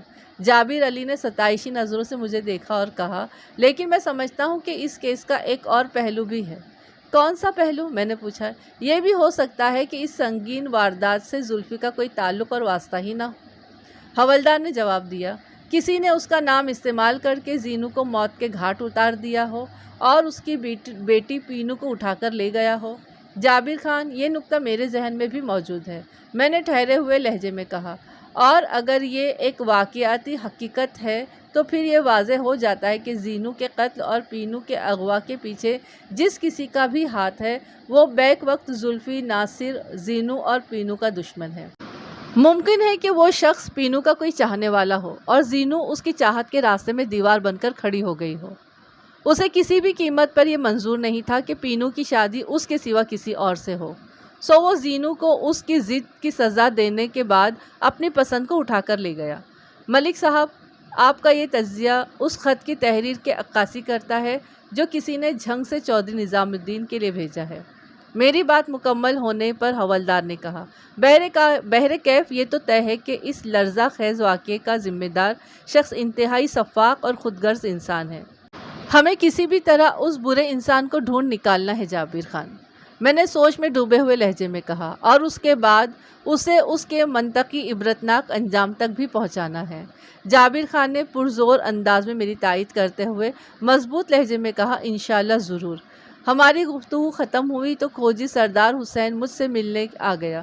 میں نے سردار کو اپنی ضرورت کے پیش نظر موجودہ صورتحال سے آگاہ کیا اور حالات اور واقعات کی روشنی میں اس کو اس کا کام سمجھا دیا اور معتدل انداز میں کہا، چاچا سردار، کانسٹیبل نذیر حسین کو میں تمہارے ساتھ نتھی کر رہا ہوں، تم ابھی اپنے کام سے لگ جاؤ، شام تک تم ان گھڑ سواروں کا جتنا بھی کھرا نکال سکتے ہو نکال لو، باقی کا کام کل کر لینا۔ تم ایک تجربہ کار کھوجی ہو اور اپنے کام کو اچھی طرح جانتے ہو، بس مجھے رزلٹ چاہیے۔ میں آپ کی توقع پر پورا اترنے کی کوشش کروں گا ملک صاحب، سردار حسین نے پر اعتماد لہجے میں کہا اور اٹھ کر کھڑا ہو گیا۔ آپ کانسٹیبل کو بلا لیں، اندھیرا ہونے میں ابھی 1.5-2 گھنٹے باقی ہیں، جو کام نپٹ جائے وہ اچھا ہے۔ آئندہ 10 منٹ میں نذیر حسین اور سردار حسین میرے بتائے ہوئے مشن پر روانہ ہو گئے۔ سردار حسین کی عمر 60 سے متجاوز تھی، وہ ایک سنجیدہ اور بردبار شخص تھا۔ آج اس سے میری دوسری بار ملاقات ہوئی تھی۔ پہلی مرتبہ ہم اس وقت ملے تھے جب میں نے اس تھانے کا چارج سنبھالا تھا۔ اس موقع پر تھانے کے عملے کے علاوہ ان لوگوں سے بھی مجھے متعارف کرایا گیا تھا جو ڈپارٹمنٹ کے باقاعدہ ملازم نہیں تھے، لیکن کسی نہ کسی کیس کو حل کرنے میں محکمہ ان سے مدد لیتا تھا، جیسا کہ کھوجی، خبری وغیرہ۔ 11 دسمبر بروز جمعے کی صبح میں تیار ہو کر تھانے پہنچا تو حوالدار جابر خان کو اپنا منتظر پایا۔ وہ جھنگ جانے کے لیے بالکل تیار بیٹھا تھا۔ گزشتہ رات سونے سے پہلے میں نے DHQ ڈسٹرکٹ ہیڈ کوارٹر کے لیے ایک جامع لیٹر تیار کر لیا تھا، چنانچہ میں نے وہ لیٹر جابر خان کو تھما دیا اور ضروری ہدایت کے ساتھ اسے جھنگ روانہ کر دیا۔ جابر خان کے جاتے ہی میں نے کانسٹیبل نذیر حسین کو اپنے کمرے میں بلایا۔ گزشتہ سہ پہر میں نے نذیر حسین کو کھوجی سردار حسین کے ساتھ لگایا تھا۔ نذیر حسین نے کمرے میں آ کر مجھے سیلیوٹ کیا۔ میں نے پوچھا، کل کا کیا رہا؟ ملک صاحب، کھرا وغیرہ نکالنے اور اٹھانے کا مجھے کوئی ذاتی تجربہ تو نہیں، اس نے بیزاری سے جواب دیا، بس میں سردار حسین کے پیچھے پیچھے چلتا رہا۔ میں نے تمہارے تجربے اور مہارت کے بارے میں استفسار نہیں کیا نذیر حسین، میں نے قدرے سخت لہجے میں کہا، میں تو سردار حسین کی کارکردگی کے بارے میں پوچھ رہا ہوں۔ اس نے کہاں سے اپنے کام کا آغاز کیا تھا اور کہاں تک پہنچنے کے بعد کام کو روکا تھا، یعنی آج وہ کہاں سے کھرا نکالنا شروع کرے گا؟ میری بات سمجھے، بھیجے میں اتری کہ نہیں؟ جی ملک صاحب، وہ اپنی گردن کو اسبات میں حرکت دیتے ہوئے بولا، ہم نے چودھری نظام الدین کے گھر کے دروازے سے کام شروع کیا تھا اور جب اندھیرا ہونے لگا سردار حسین چودھری صاحب کے ڈیرے کے نزدیک پہنچ چکا تھا۔ تم کون سے چودھری کی بات کر رہے ہو؟ میں نے تیز آواز میں دریافت کیا۔ چودھری نظام الدین یا پھر چودھری گل شیر؟ میں نے آپ کو چودھری نظام الدین کے ڈیرے کے بارے میں بتایا ہے ملک صاحب، نذیر حسین نے جواب دیا۔ بس سمجھ لیں کہ ہم نے اس ڈیرے سے چند قدم پہلے ہی اپنا آج کا کام چھوڑا ہے۔ ہم نے نہیں سردار حسین، میں نے نذیر حسین کو ٹوک دیا، کیونکہ تمہیں کھوجی کے کام سے یا کھوج لگانے کے کام میں کوئی دلچسپی نہیں ہے اور نہ ہی تم کو آتا ہے اور نہ ہی تم اس کے سیکھنے میں دلچسپی رکھتے ہو۔ اس کے چہرے پر شرمندگی جھلکنے لگی۔ اسی وقت کھوجی سردار حسین تھانے میں پہنچ گیا۔ میں نے فوراً اسے اپنے کمرے میں بلا لیا۔ اس نے بڑے ادب سے مجھے سلام کیا۔ میں نے پوچھا، سردار حسین، کل تم نے کون سا تیر مارا ہے؟ سرکار، ابھی تو میں نے اپنے تیر کو کمان کی ڈوری میں رکھ کر نشانہ باندھا ہے، اس نے رسانیت بھرے لہجے میں جواب دیا۔ آج اس تیر کو چلانے کا دن ہے، شام تک آپ کو کوئی نہ کوئی مفید خبر میں دے سکوں گا۔ गुज़िश्ता रोज़ वाले काम की तफसील क्या है? मैंने सवाल किया। चंद मिनट पहले कांस्टेबल नज़ीर हुसैन ने मुझे खोजी की कल वाली कारकर्दगी के बारे में बता दिया था, लेकिन उसके अंदाज से ऐसी उकताहट और अदम दिलचस्पी झलकती थी कि मैं उसके जवाब से मुतमईन नहीं हुआ था। मलिक साहब, खोजी सरदार हुसैन वजाहत करते हुए बोला, मैं उन घोड़ों का खुड़ा पकड़कर चौधरी निज़ामुद्दीन के डेरे तक पहुंच गया हूँ। मैंने गुज़िश्ता शाम जिस मुकाम पर अपनी तफ्तीश का पड़ाव डाला है, वहाँ से मज़कूरा डेरा 10-12 कदम दूर है। अब देखना यह है कि वो सांस हमवार करने की गर्ज से थमा, फिर अपनी बात को आगे बढ़ाते हुए बताने लगा, आज मुझे ये चेक करना है कि वो घुड़सवार मेरे पड़ाव से आगे डेरे के जानिब बढ़े हैं या फिर उन्होंने नहर का रुख किया है। डेरे के पहलू में एक तंग सा रास्ता है जो नहर की सिमत जाता है। उससे आगे मैंने सवालिया नज़रों से उसकी तरफ देखा। देखे जी, वो ठहरे हुए लहजे में बोला, अगर तो वो घुड़सवार डेरे के अंदर दाखिल हुए हैं तो समझ लें कि यहाँ पर मेरा काम ख़त्म और आपका काम शुरू। लेकिन अगर वो लोग नहर की जानिब गए हैं तो फिर मुझे आज का पूरा दिन सख्त मेहनत करना होगी, क्योंकि उसने बात अधूरी छोड़कर एक तवील और गहरी सांस ली, फिर इन अल्फाज में इजाफा कर दिया, क्योंकि नहर के किनारे के साथ साथ एक कच्चा रास्ता मगरिब की तरफ जाता है और 2-2.25 मील आगे जाकर ये रास्ता नीम पुख्ता सड़क से जा मिलता है। मैं जिस नीम पुख्ता सड़क की बात कर रहा हूँ वो शुमाल में शेखुपुरा की जानिब जाती है और जुनूब मशरिक में लायलपुर की सिमत आगे बढ़ती है। अगर उन घोड़ों का खुरा उस नीम पुख्ता सड़क तक पहुँच जाता है तो फिर ये मालूम करना आसान हो जाए कि वो घुड़सवार शेखुपुरा गए हैं या फिर लायलपुर शहर। सरदार हुसैन की वजाहत में कई एक अहम काम की बातें मौजूद थी। उसने एक पेशावर खोजी की मानद अपने मैदान जंग का नक्शा खींचा था। वो अपनी बात मुकम्मल करने के बाद खामोश हुआ तो मैंने उससे दरियाफ्त किया, सरदार हुसैन, तुमने अपनी कारकर्दगी की रिपोर्ट में कई बार घुड़सवार का जिक्र किया है। मैं ये जानना चाहता हूँ, क्या तुमने पता चला लिया कि घुड़सवारों की तादाद क्या थी? घुड़सवारों की तादाद मेरे अंदाजे के मुताबिक कम से कम 3 और ज़्यादा से ज़्यादा 4 थी, और ये अंदाज़ा मैंने घोड़ों की पीठ पर लदे हुए वज़न से कायम किया है, और इस वज़न में आप मुग़विया परवीन उर्फ पीनो के जिस्म का बोझ भी शामिल कर लें। सरदार हुसैन ने गहरी संजीदगी से जवाब दिया, अलबत्ता मैं पूरे वसूख के साथ कह सकता हूँ कि उन घुड़सवारों के नीचे सिर्फ 2 ही घुड़सवार थे। अभी तक मैंने जो खुरा निकाला है उनमें मुझे 2 घोड़ों के सुम के निशानात ही मिले हैं। सरदार हुसैन, तुम्हारी अब तक की कारकर्दगी ने मुझे मुतासिर किया है। मैंने तौसीफी नज़र से उसकी जानिब देखते हुए कहा, मैं उम्मीद करता हूँ कि आज शाम तक तुम किसी हतमी नतीजे पर पहुँच जाओगे। मैं आपकी उम्मीद पर पूरा उतरने की कोशिश करूँगा मलिक साहब, वो मोतदिल अंदाज में बोला। आप बस ये दुआ करें कि बारिश ना हो, वरना मेरी सारी मेहनत खूब खाते में चली जाएगी। आज सुबह ही से आसमान घने बादलों से ढका हुआ है। सरदार हुसैन गलत नहीं कह रहा था, मैंने भी आसमान को गहरे बादलों से मालामाल देखा था। मैंने जवाबन कहा, सरदार हुसैन, इंसान सिर्फ अपने इख्तियार के अंदर रहकर ही कोशिश कर सकता है। जहाँ उसके इख्तियार की हद ख़त्म हो जाती है, वहाँ से मशीयत इज़्ज़ी क़ज़ा व क़द्र की सूरत मुतहरिक होकर अपना फ़ैसला सुना देती है। सो हमें परवरदिगार से अच्छे की तवक्का रखते हुए अपने हिस्से का काम दियानतदारी से करते रहना चाहिए। मैं चंगी तरह समझ गया सरकार। वो उठकर खड़ा होते हुए फ़ैसला कुन अंदाज में बोला, मुझे इजाज़त दे मलिक साहब, मैं अपने हिस्से का काम ईमानदारी से करते जा रहा हूँ। मैंने सरदार हुसैन को रोकने की कोशिश नहीं की, क्योंकि वो एक नेक मकसद के लिए रवाना होने का पुख्ता इरादा जाहिर कर रहा था। मैं भला उसके अज़्म के सामने कोई रुकावट क्यों कर खड़ी कर सकता था। सरदार हुसैन को थाने से रवाना हुए बमुश्किल 15 ही मिनट गुजरे थे कि उसके खदशे ने हकीकत का रूप धार लिया। मैं अपने कमरे में बैठा उस केस के मुख्तलिफ पहलुओं पर गौर कर रहा था कि एक कांस्टेबल ने अंदर आकर इतला देने वाले अंदाज में बताया, मलिक साहब, शुरू हो गई है। मैंने बेसाख्ता पूछा, क्या शुरू हो गई है? मैं इस वक्त अपनी सोचों में गुम था। शायद मैंने उसकी पूरी बात नहीं सुनी थी। मुझे बिल्कुल अंदाज़ा नहीं था कि वो किस चीज़ के शुरू होने की बात कर रहा था, इसलिए मैंने उससे पूछ लिया। मैं बारिश की बात कर रहा हूँ सर, कांस्टेबल ने जवाब दिया। मैंने एक गहरी सांस खारिज की और कहा, अच्छा ठीक है। वो चुपचाप वापस चला गया और मैं सोचने लगा, काश सरदार हुसैन ने बारिश के इम्कान की बात न की होती। اس نے تو کچھ بھی غلط نہیں کہا تھا۔ یہ تو میرے مشاہدے میں بھی آ چکا تھا کہ آسمان کسی بھی لمحے اپنے بندر کھول سکتا ہے۔ ویسے آسمان کی یہ کارروائی اتنی رازدار اور بے آواز تھی کہ کمرے کے اندر بیٹھے ہوئے مجھے ذرا سا بھی احساس نہیں ہوا تھا کہ قدرت نے کھوجی سردار حسین کی گزشتہ روز والی محنت کو کھو کھاترے میں ڈالنے کا بندوبست کر دیا تھا۔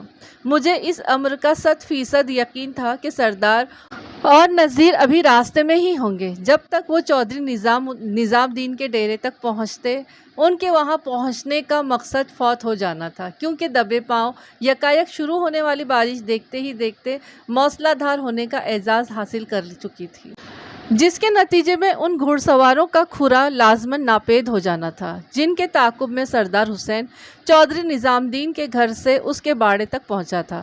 قدرت کی ہر حرکت میں کوئی نہ کوئی حکمت ضرور چھپی ہوتی ہے۔ بارش نے چند لمحات کے لیے مجھے افسردہ کر دیا تھا، کیونکہ آسمان سے برسنے والے مہ نے کھوجی کے مزید کام کو سرخ جھنڈی دکھا دی تھی۔ اب کھرا نکالنے کے بارے میں سوچنا بھی وقت کا ضیاع نظر آتا تھا۔ میری مایوسیانہ کیفیت وقتی اور عارضی تھی۔ جلد ہی میں نے خود کو سنبھال لیا اور نئے سرے سے کوئی ایسا زاویہ تلاش کرنے میں لگ گیا جو میری تفتیش کی انگلی پکڑ کر مجھے حقائق کی دنیا میں لے جائے۔ سردار حسین اور نذیر حسین کی واپسی دوپہر کے بعد ہوئی تھی۔ جب کھوجی سردار میرے کمرے میں آیا تو اس کا منہ لٹکا ہوا تھا۔ اس ناگہانی بارش اور اس کے مابعد اثرات بد کا دکھ تو مجھے بھی تھا، لیکن میں نے اپنی کلفت اور کدورت کو چہرے سے ظاہر نہیں ہونے دیا اور معتدل انداز میں استفسار کیا، سردار چاچا، یہ تمہاری شکل پر 12 کیوں بجے ہوئے ہیں؟ اس وقت تو دن میں 2:30 بج رہے ہیں۔ ملک صاحب، وہ شاکی نظر سے مجھے دیکھتے ہوئے بولا، اگر آپ نے میری درخواست کو اہمیت دی ہوتی تو اس وقت آپ کو مجھ سے مذاق کرنے کی کوئی ضرورت پیش آتی اور نہ ہی میں آپ سے کوئی شکوہ کرتا۔ تم کس درخواست کا حوالہ دے رہے ہو چاچا؟ میں نے الجھن زدہ لہجے میں استفسار کیا۔ جب میں یہاں سے روانہ ہو رہا تھا تو میں نے آپ سے کہا تھا کہ دعا کریں بارش نہ ہو، وہ شکایتی لہجے میں بولا۔ میں نے یہ دعا کی تھی چاچا، میں نے گہری سنجیدگی سے کہا، اور میرے اختیار میں صرف دعا کرنا ہی تھا۔ بارش کو برسانا اور روکنا اللہ تعالیٰ کے اختیار میں ہے۔ اگر میری کوئی دعا شرف قبولیت حاصل نہیں کر سکی تو اس میں میرا کیا قصور ہے؟ میں آپ کو قصوروار نہیں ٹھہرا رہا ملک صاحب، وہ ایک بوجھل سانس خارج کرتے ہوئے بولا۔ خیر، اب میرا تو کوئی کام رہا نہیں، مجھے اجازت دے۔ اپنی بات کے اختتام پر وہ اٹھ کر کھڑا ہو گیا۔ تمہارا ایک کام ابھی باقی ہے چاچا، میں نے اس کے چہرے پر نگاہ جما کر پرمعنی انداز میں کہا۔ تم جانا چاہتے تو ضرور جاؤ، لیکن اس کیس کے حل ہو جانے کے بعد۔ جب میں تمہیں تھانے بلاؤں تو فوراً آ جانا۔ ایسا کون سا کام باقی ہے جس کے لیے آپ مجھے دوبارہ یہاں پر بلائیں گے؟ اس نے الجھن زدہ نظر سے مجھے دیکھا۔ تم کل سپہر سے اب تک لگ بھگ 24 گھنٹے ذہنی اور جسمانی طور پر اس کیس کے ساتھ گزارے ہیں، اور اس دوران میں پوری دیانتداری سے پیشہ ورانہ کوشش بھی کی ہے، میں نے ٹھہرے ہوئے لہجے میں کہا۔ اس کارکردگی کا صلہ تو تمہیں ضرور ملنا چاہیے۔ میں اس سلسلے میں بہت جلد تمہیں تھانے بلاؤں گا، لیکن میں نے جو محنت کی تھی وہ تو بارش اپنے ساتھ بہا کر لے گئی، وہ برا سا منہ بنا کر بولا۔ میری وہ کوشش آپ کے لیے مددگار ثابت نہیں ہو سکی۔ پھر کون سا صلہ اور کیسا معاوضہ ملک صاحب؟ نمبر 1، قدرت کسی کی بھی محنت کو بیکار یا ضائع نہیں جانے دیتی۔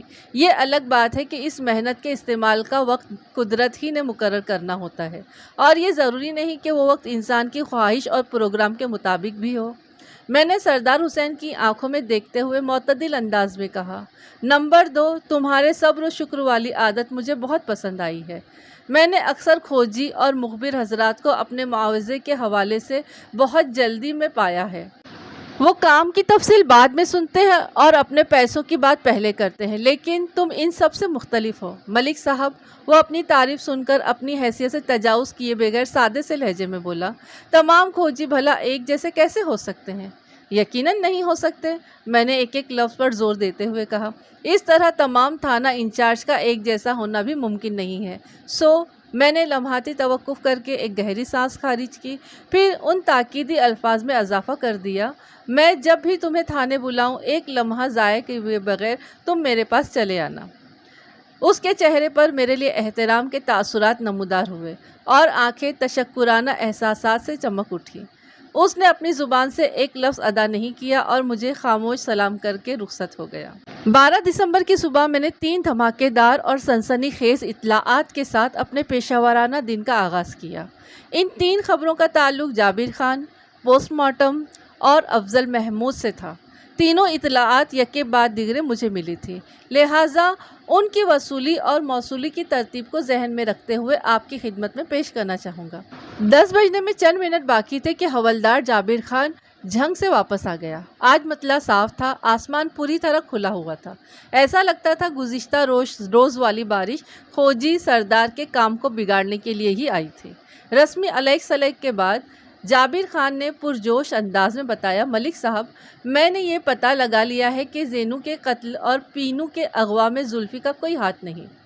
یہ اتنا بڑا اور اہم انکشاف تھا کہ میں اپنی کرسی میں سے سیدھا ہو کر بیٹھ گیا اور بے اختیار میرے منہ سے نکلا، جابر خان، تم اتنے اعتماد سے یہ بات کر رہے ہو جیسے تم نے زلفی سے تفصیلی ملاقات کر لی ہو۔ جی ہاں بالکل، وہ اثبات میں گردن ہلاتے ہوئے بولا، میں واقعی زلفی سے مل کر آ رہا ہوں، لیکن میری اس ملاقات کو آپ تفصیلی نہیں بلکہ مختصر کہیں تو زیادہ مناسب ہوگا ملک صاحب۔ وہ تمہیں کہاں ملا تھا؟ میں نے سرسراتی ہوئی آواز میں استفسار کیا۔ کیا اسے زینو کی موت اور پینو کے اغوا کی خبر ہے؟ نہیں، وہ ایک طویل عرصے سے ان ماں بیٹی کے بارے میں کچھ نہیں جانتا، جابر خان نے میرے سوال کے جواب میں بتایا۔ زلفی پچھلے 8 ماہ سے جھنگ صدر کی سینٹرل جیل میں بند ہے۔ اس پر نصف درجن سے زیادہ چھوٹے بڑے مقدمات چل رہے ہیں، جن میں قتل کا ایک مقدمہ بھی شامل ہے۔ وہ سانس درست کرنے کی غرض سے تھما، پھر اپنی بات مکمل کرتے ہوئے بولا، جب میں نے جھنگ صدر کے ڈسٹرکٹ ہیڈ کوارٹرز کو اپنی آمد کی غرض و غایت سے آگاہ کیا تو انہوں نے اپنے تھانوں کے ریکارڈز کو چیک کرایا۔ 2 گھنٹے کے اندر مجھے زلفی کے بارے میں معلومات حاصل ہو گئیں۔ اس کے بعد ہی میں نے سینٹرل جیل جا کر زلفی سے ملاقات کی تھی۔ میں نے اسے زینو کے لرزہ خیز قتل اور پینو کے اغوا کے بارے میں بتایا تو وہ گہری سوچ میں ڈوب گیا، پھر فلسفیانہ انداز میں ایک جملہ ادا کر کے وہ خاموش ہو گیا۔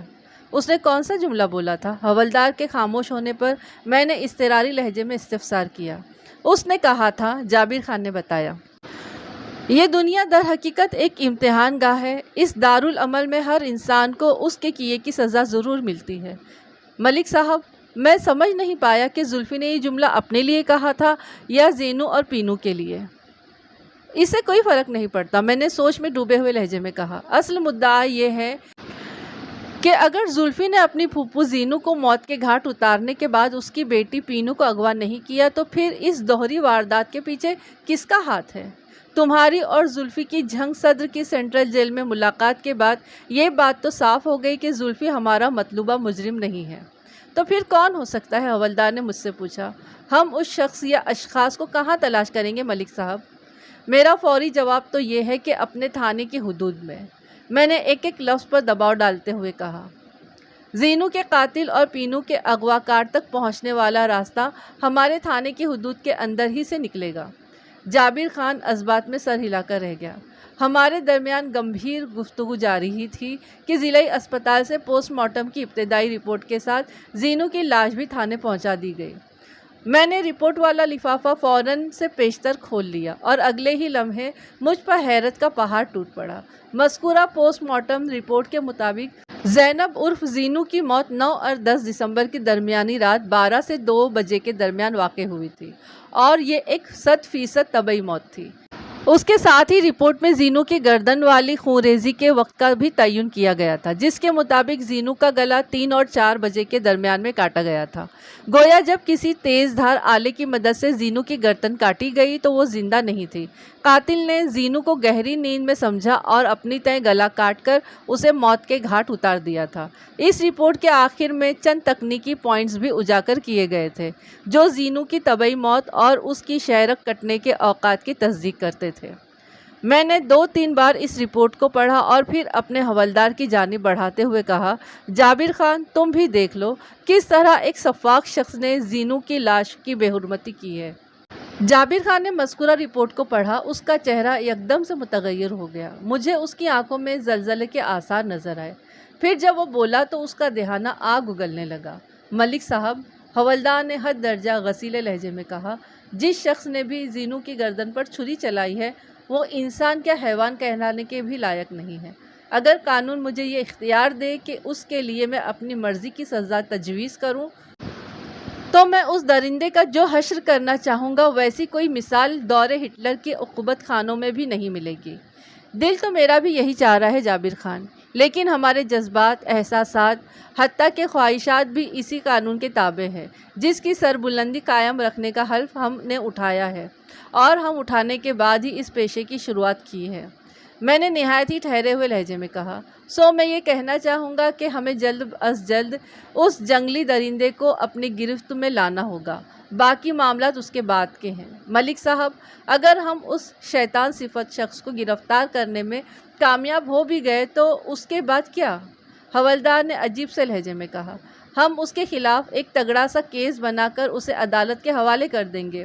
عدالت اسے جو سزا سنائے گی ضروری نہیں ہے کہ اس سے ہمارے ارمانوں کی تسکین ہو۔ جابر خان، میری بات دھیان سے سنو، میں نے گہری سنجیدگی سے کہا۔ نمبر 1، میں تمہارے جذبات کو اچھی طرح سمجھ رہا ہوں، اسی لیے میں نے تمہیں توجہ سے سننے کے لیے کہا ہے۔ نمبر 2، تم نے قانونی کارروائی کا جو خلاصہ کیا ہے وہی ہمارے فرض کا تقاضا بھی ہے۔ نمبر 3، ہم قانون کے دائرے کو پھلانگ کر کسی قصوروار کو اپنی مرضی اور خواہش کی سزا نہیں دے سکتے، کیونکہ قانون ہمارے ارمانوں کی تسکین کا پابند نہیں ہے۔ کسی بھی حال میں جذباتی دباؤ کے زیر اثر ہمیں حد سے تجاوز کرنے کا اختیار نہیں ہے۔ ہم نے صرف اپنا کام کرنا ہے، باقی عدالت جانے اور اس کا کام۔ آئی ایم سوری ملک صاحب، جابر خان نے ندامت آمیز لہجے میں کہا۔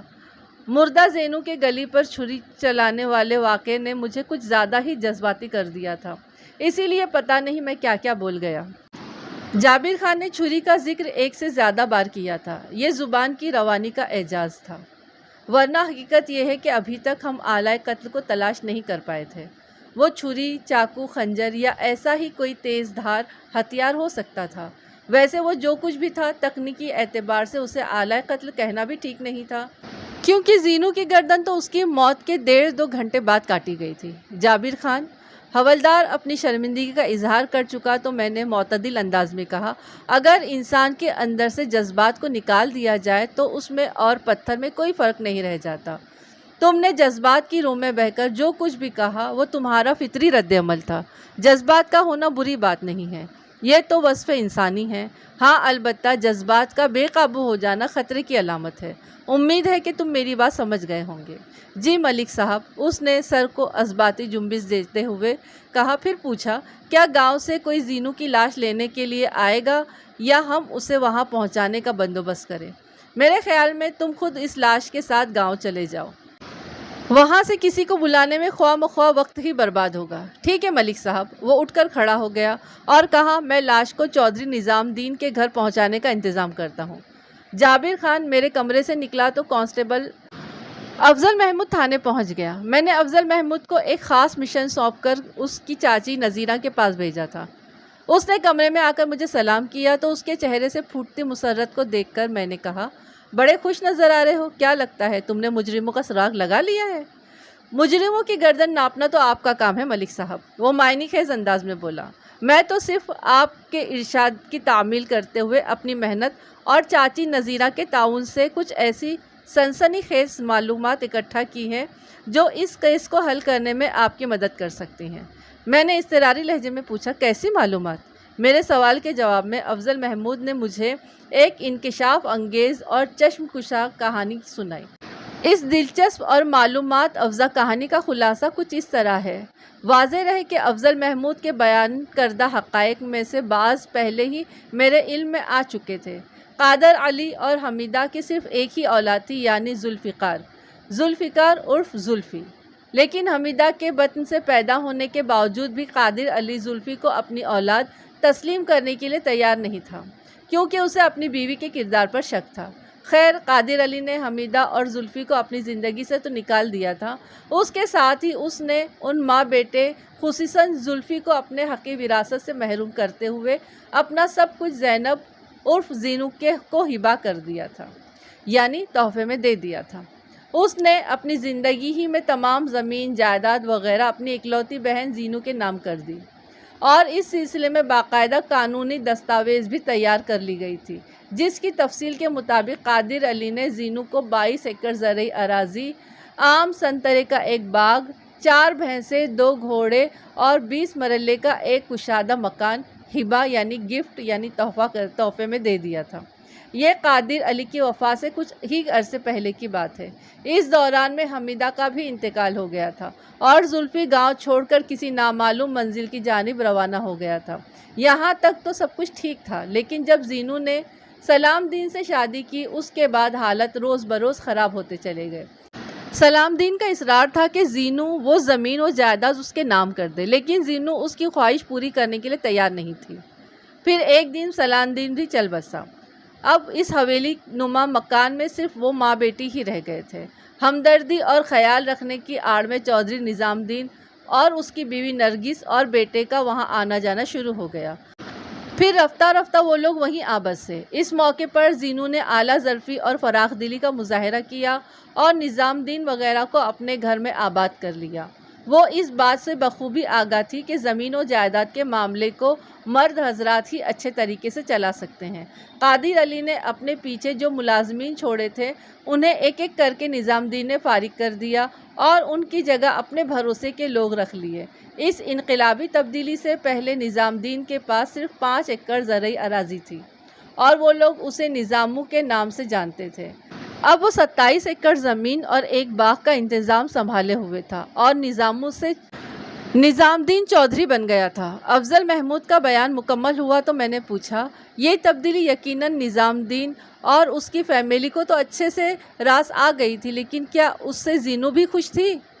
زینو بہت اللہ والی تھی ملک صاحب، کانسٹیبل نے بتایا۔ وہ اکثر کہا کرتی تھی، میں یہ زمین و جائیداد اور مکان کسی کے نام نہیں کروں گی۔ ہاں، میرے رشتہ داروں میں سے کوئی یہاں آ کر رہنا چاہے تو رہ سکتا ہے، مجھے اس پر کوئی اعتراض نہیں۔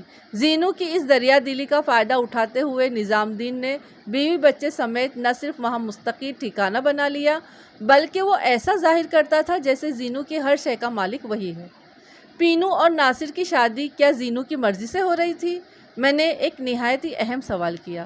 اس حوالے سے گاؤں میں 2 متضاد آراء پائی جاتی ہیں، مطلب 2 متضاد رائے پائی جاتی ہے۔ افضل محمود نے بتایا، کچھ لوگوں کا کہنا یہ ہے کہ وہ شادی زینو کی مرضی سے اور خوشی سے ہونے والی تھی، جبکہ بعض لوگوں کا خیال یہ ہے کہ زینو اس رشتے کے لیے بالکل بھی تیار نہیں تھی۔ وہ کہتی تھی کہ میری زندگی میں یہ شادی نہیں ہو سکتی۔ کیا تم اپنی چاچی کے ساتھ مل کر اس گاؤں کے اندر کوئی ایسی عورت یا مرد تلاش کر سکتے ہو جس نے زینو کو پینو اور ناصر کی شادی کی مخالفت کرتے سنا اور دیکھا ہو؟ میں کوشش کرتا ہوں ملک صاحب، وہ معتدل انداز میں بولا۔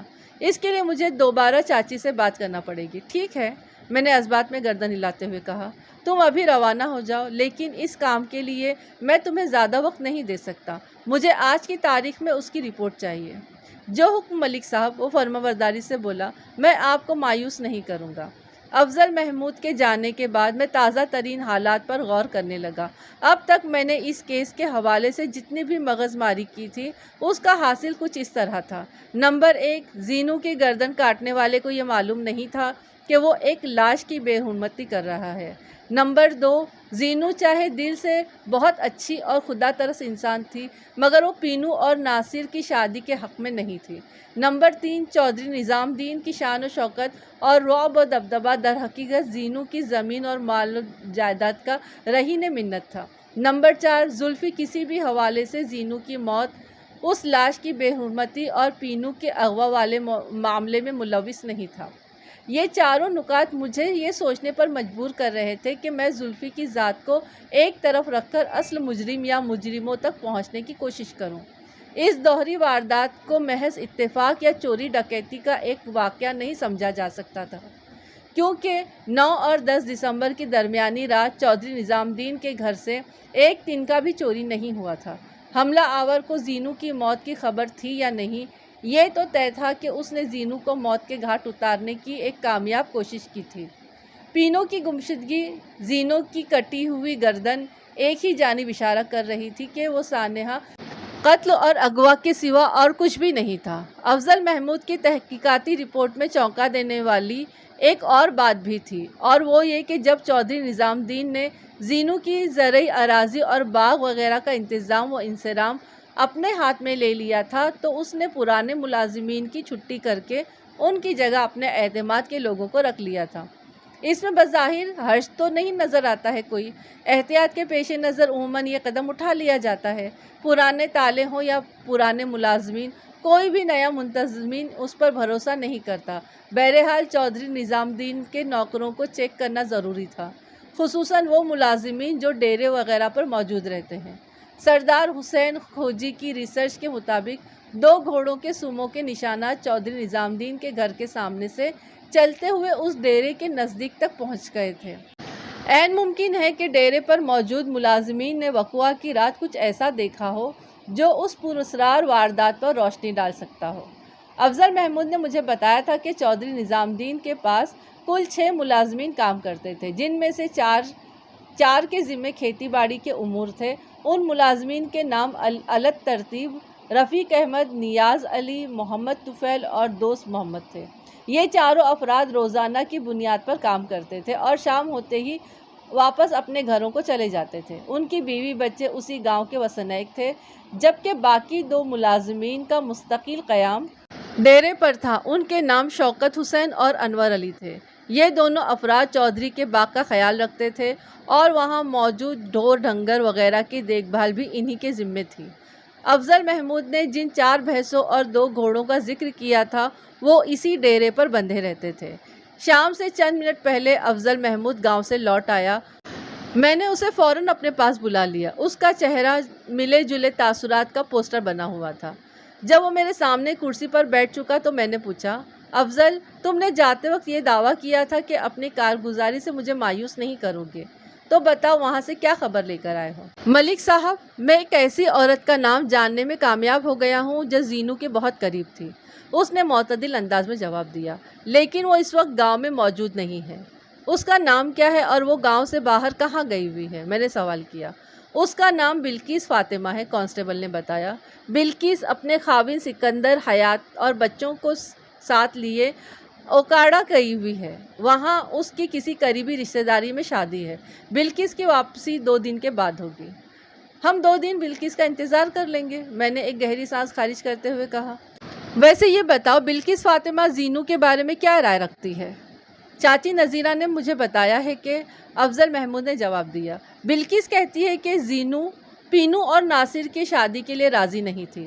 بلقیس اور زینو کی جب بھی اس موضوع پر بات ہوئی تو زینو نے پوری شدت کے ساتھ یہی کہا تھا، میں مر جاؤں گی مگر پینو اور ناصر کی شادی نہیں ہونے دوں گی۔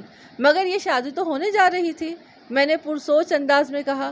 خیر، بلقیس کا اوکاڑا سے واپس آ جائے پھر اس معاملے کو بھی دیکھ لیں گے۔ تم مجھے یہ بتاؤ زینو کی تدفین وغیرہ خیر خیریت سے ہو گئی نا؟ جی ملک صاحب، وہ اسبات میں سر ہلاتے ہوئے بولا، میں نے اس کے جنازے میں شرکت بھی کی تھی۔ ٹھیک ہو گیا، میں نے کہا۔ اس کے بعد ہمارے درمیان تازہ ترین حالات کے دیگر پہلوؤں پر بات ہونے لگی۔ شام کے بعد میں اپنے کمرے سے اٹھا اور کوارٹر کی جانب بڑھ گیا، جو تھانے کے عقبی حصے میں احاطے کے اندر بنا ہوا تھا۔ رات سونے سے پہلے میں اس دوہری واردات پر غور کر رہا تھا کہ ایک فوری خیال کے تحت میں نے وہ لفافہ اٹھا لیا جو چودھری نظام الدین کے مطابق زلفی نے اس کے نام اور پتے پر بھیجا تھا، جس میں زینو کو ایک سنگین دھمکی دی گئی تھی۔ لفافے کے آگے اور پیچھے لگی ہوئی مہروں کے مطابق وہ خط 28 نومبر کو جھنگ سے روانہ ہوا تھا اور 6 دسمبر کو لائل پور پہنچا تھا، جبکہ زینو کے قتل اور پینو کے اغوا والا افسوسناک واقعہ 9 اور 10 دسمبر کی درمیانی رات میں پیش آیا تھا۔ میں نے لفافے کے اندر سے خط نکال کر اسے دوبارہ پڑھا تو اچانک میرے ذہن میں ایک چھوٹا سا خیال پیدا ہوا۔ اسی خیال کی روشنی میں میں نے وہ خط کی تحریر اور لفافے کے اوپر لکھے گئے ایڈریس کو ایک دوسرے کے پہلو میں رکھ کر جب ان کا موازنہ کیا تو مجھ پر یہ انکشاف ہوا کہ وہ 2 مختلف افراد کی ہینڈ رائٹنگز تھی۔ اس فرق نے مجھے بہت دور تک سوچنے پر مجبور کر دیا۔ 13 دسمبر اتوار کا دن میرے لیے حد درجہ مصروف ثابت ہوا۔ میں نے اپنے کمرے میں قدم رکھتے ہی ہنگامی نوعیت کے چند کام کیے جن میں چودھری نظام الدین کے کھیتوں اور باغ میں کام کرنے والے ملازمین کی تھانے میں پیشی اور کھوجی سردار حسین کی فوری طلبی بھی شامل تھی۔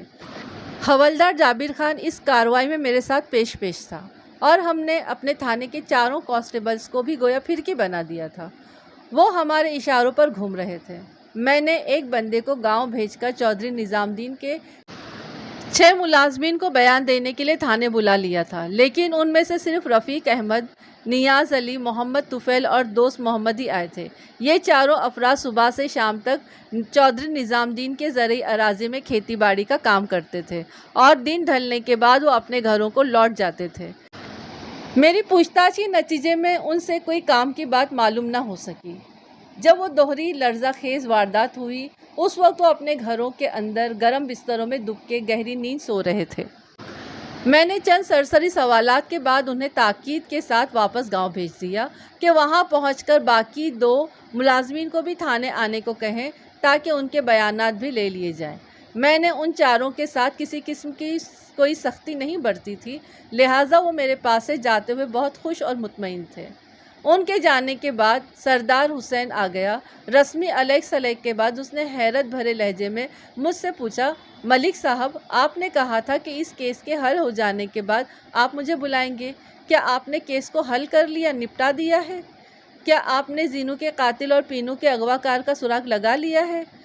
بات مکمل کرنے کے بعد وہ ہانپنے والے انداز میں گہری سانسیں لینے لگا۔ چاچا سردار، میں نے زیر لب مسکراتے ہوئے نرم لہجے میں کھوجی کو مخاطب کیا، ایک سانس میں متعدد سوال کرنے کی اب تمہاری عمر نہیں رہی۔ خیر، میں نے لمحاتی توقف کر کے اس کی آنکھوں میں جھانکا اور اپنی بات کو آگے بڑھاتے ہوئے کہا، میں نے تمہیں ہنگامی بنیادوں پر اس لیے تھانے بلایا ہے کہ میں نے آج کی تاریخ میں اس کیس کی کشتی کو ساحل کا منہ دکھانے کا فیصلہ کر لیا ہے اور اس مشن میں مجھے تمہاری اشد ضرورت ہے۔ کیا ان گھوڑوں کا کھرا تمہارے ذہن کے اندر محفوظ ہے جو تعداد میں 2 تھے اور چودھری نظام الدین کے گھر سے دوڑتے ہوئے ڈیرے تک پہنچے تھے؟ میرا مطلب ہے تم نے وہاں ان کے کھرے کا تعاقب کیا تھا۔ جی ملک صاحب، وہ اسبات میں گردن ہلاتے ہوئے توانا لہجے میں بولا۔ ابھی اس واقعے کو 2 ہی دن تو ہوئے گزرے ہیں، سمجھ لے وہ میرا اٹھایا ہوا اب تک کا آخری کھرا ہے جو میرے حافظے میں پوری طرح محفوظ ہے۔ اس کا مطلب یہ ہوا کہ اگر تم اس کھرے کو دوبارہ دیکھو کہیں پر تو پہچان لوگے؟ میں نے سوالیہ نظروں سے اس کی طرف دیکھا۔ جی بالکل، وہ بڑے اعتماد سے بولا، اس میں کسی شک کی گنجائش نہیں ہے ملک صاحب۔ بہت خوب، میں نے توصیفی انداز میں کھوجی کو دیکھا اور ٹھہرے ہوئے لہجے میں کہا، آج کا پورا دن تم میرے ساتھ رہنا۔ میں نے چودھری نظام الدین کے ڈیرے پر رہنے والے ملازمین کو تھانے بلایا ہے۔ جب وہ یہاں آ جائیں تو تم فی الفور اس ڈیرے کی جانب روانہ ہو جانا۔ میں نے تمہاری سواری کے لیے ایک ٹانگے کا بندوبست کر دیا ہے۔ تم نے ملک صاحب، میں وہاں جا کر کیا کروں گا؟ وہ قطع کلامی کرتے ہوئے بولا، بارش کی وجہ سے ان گھڑ سواروں کا کھرا تو ناپید ہو چکا ہے۔ فی الحال تم بارش اور اس کی تباہ کاری کو بھول جاؤ اور اپنے ذہن میں اس کھرے کو تازہ رکھنے کی کوشش کرو۔ میں نے سمجھانے والے معتدل انداز میں کہا، تم نے آج اس ڈیرے کے اندر داخل ہونا ہے، وہاں تمہیں 2 گھوڑے بندھے ہوئے ملیں گے۔ تم نے مذکورہ گھوڑوں کے کھرے کو اپنی یادداشت میں محفوظ کھرے سے ملا کر چیک کرنا ہے۔ اتنا تو کر لوگے نا؟ کیوں نہیں سرکار، میں اس سے بھی زیادہ کر لوں گا، وہ بڑے عزم کے ساتھ بولا۔ تو پھر ٹھیک ہے، میں نے ایک پرسکون سانس خارج کرتے ہوئے کہا، اب تم باہر جا کر برآمدے میں بیٹھو۔ جب چودھری نظام الدین کے ڈیرے والے 2 ملازم یہاں پہنچ جائیں گے تو تم فوراً اپنے مشن پر روانہ ہو جانا۔ اس نیک کام کے لیے تمہیں مجھ سے اجازت لینے یا مجھے بتانے کی ضرورت نہیں۔ کھوجی نے میرا شکریہ ادا کیا اور وہ کمرے سے باہر چلا گیا۔ اس موقع پر جابر خان بھی میرے ساتھ کمرے میں موجود تھا۔ کھوجی کے جانے کے بعد اس نے مجھ سے پوچھا، ملک صاحب، کیا آپ کو چودھری نظام الدین کے ملازمین شوکت حسین اور انور علی پر کسی قسم کا شک ہے؟ جابر خان، تم بھی یہ بات اچھی طرح جانتے ہو کہ پولیس کی تفتیش کی گاڑی شک کے پیٹرول پر ہی چلتی ہے۔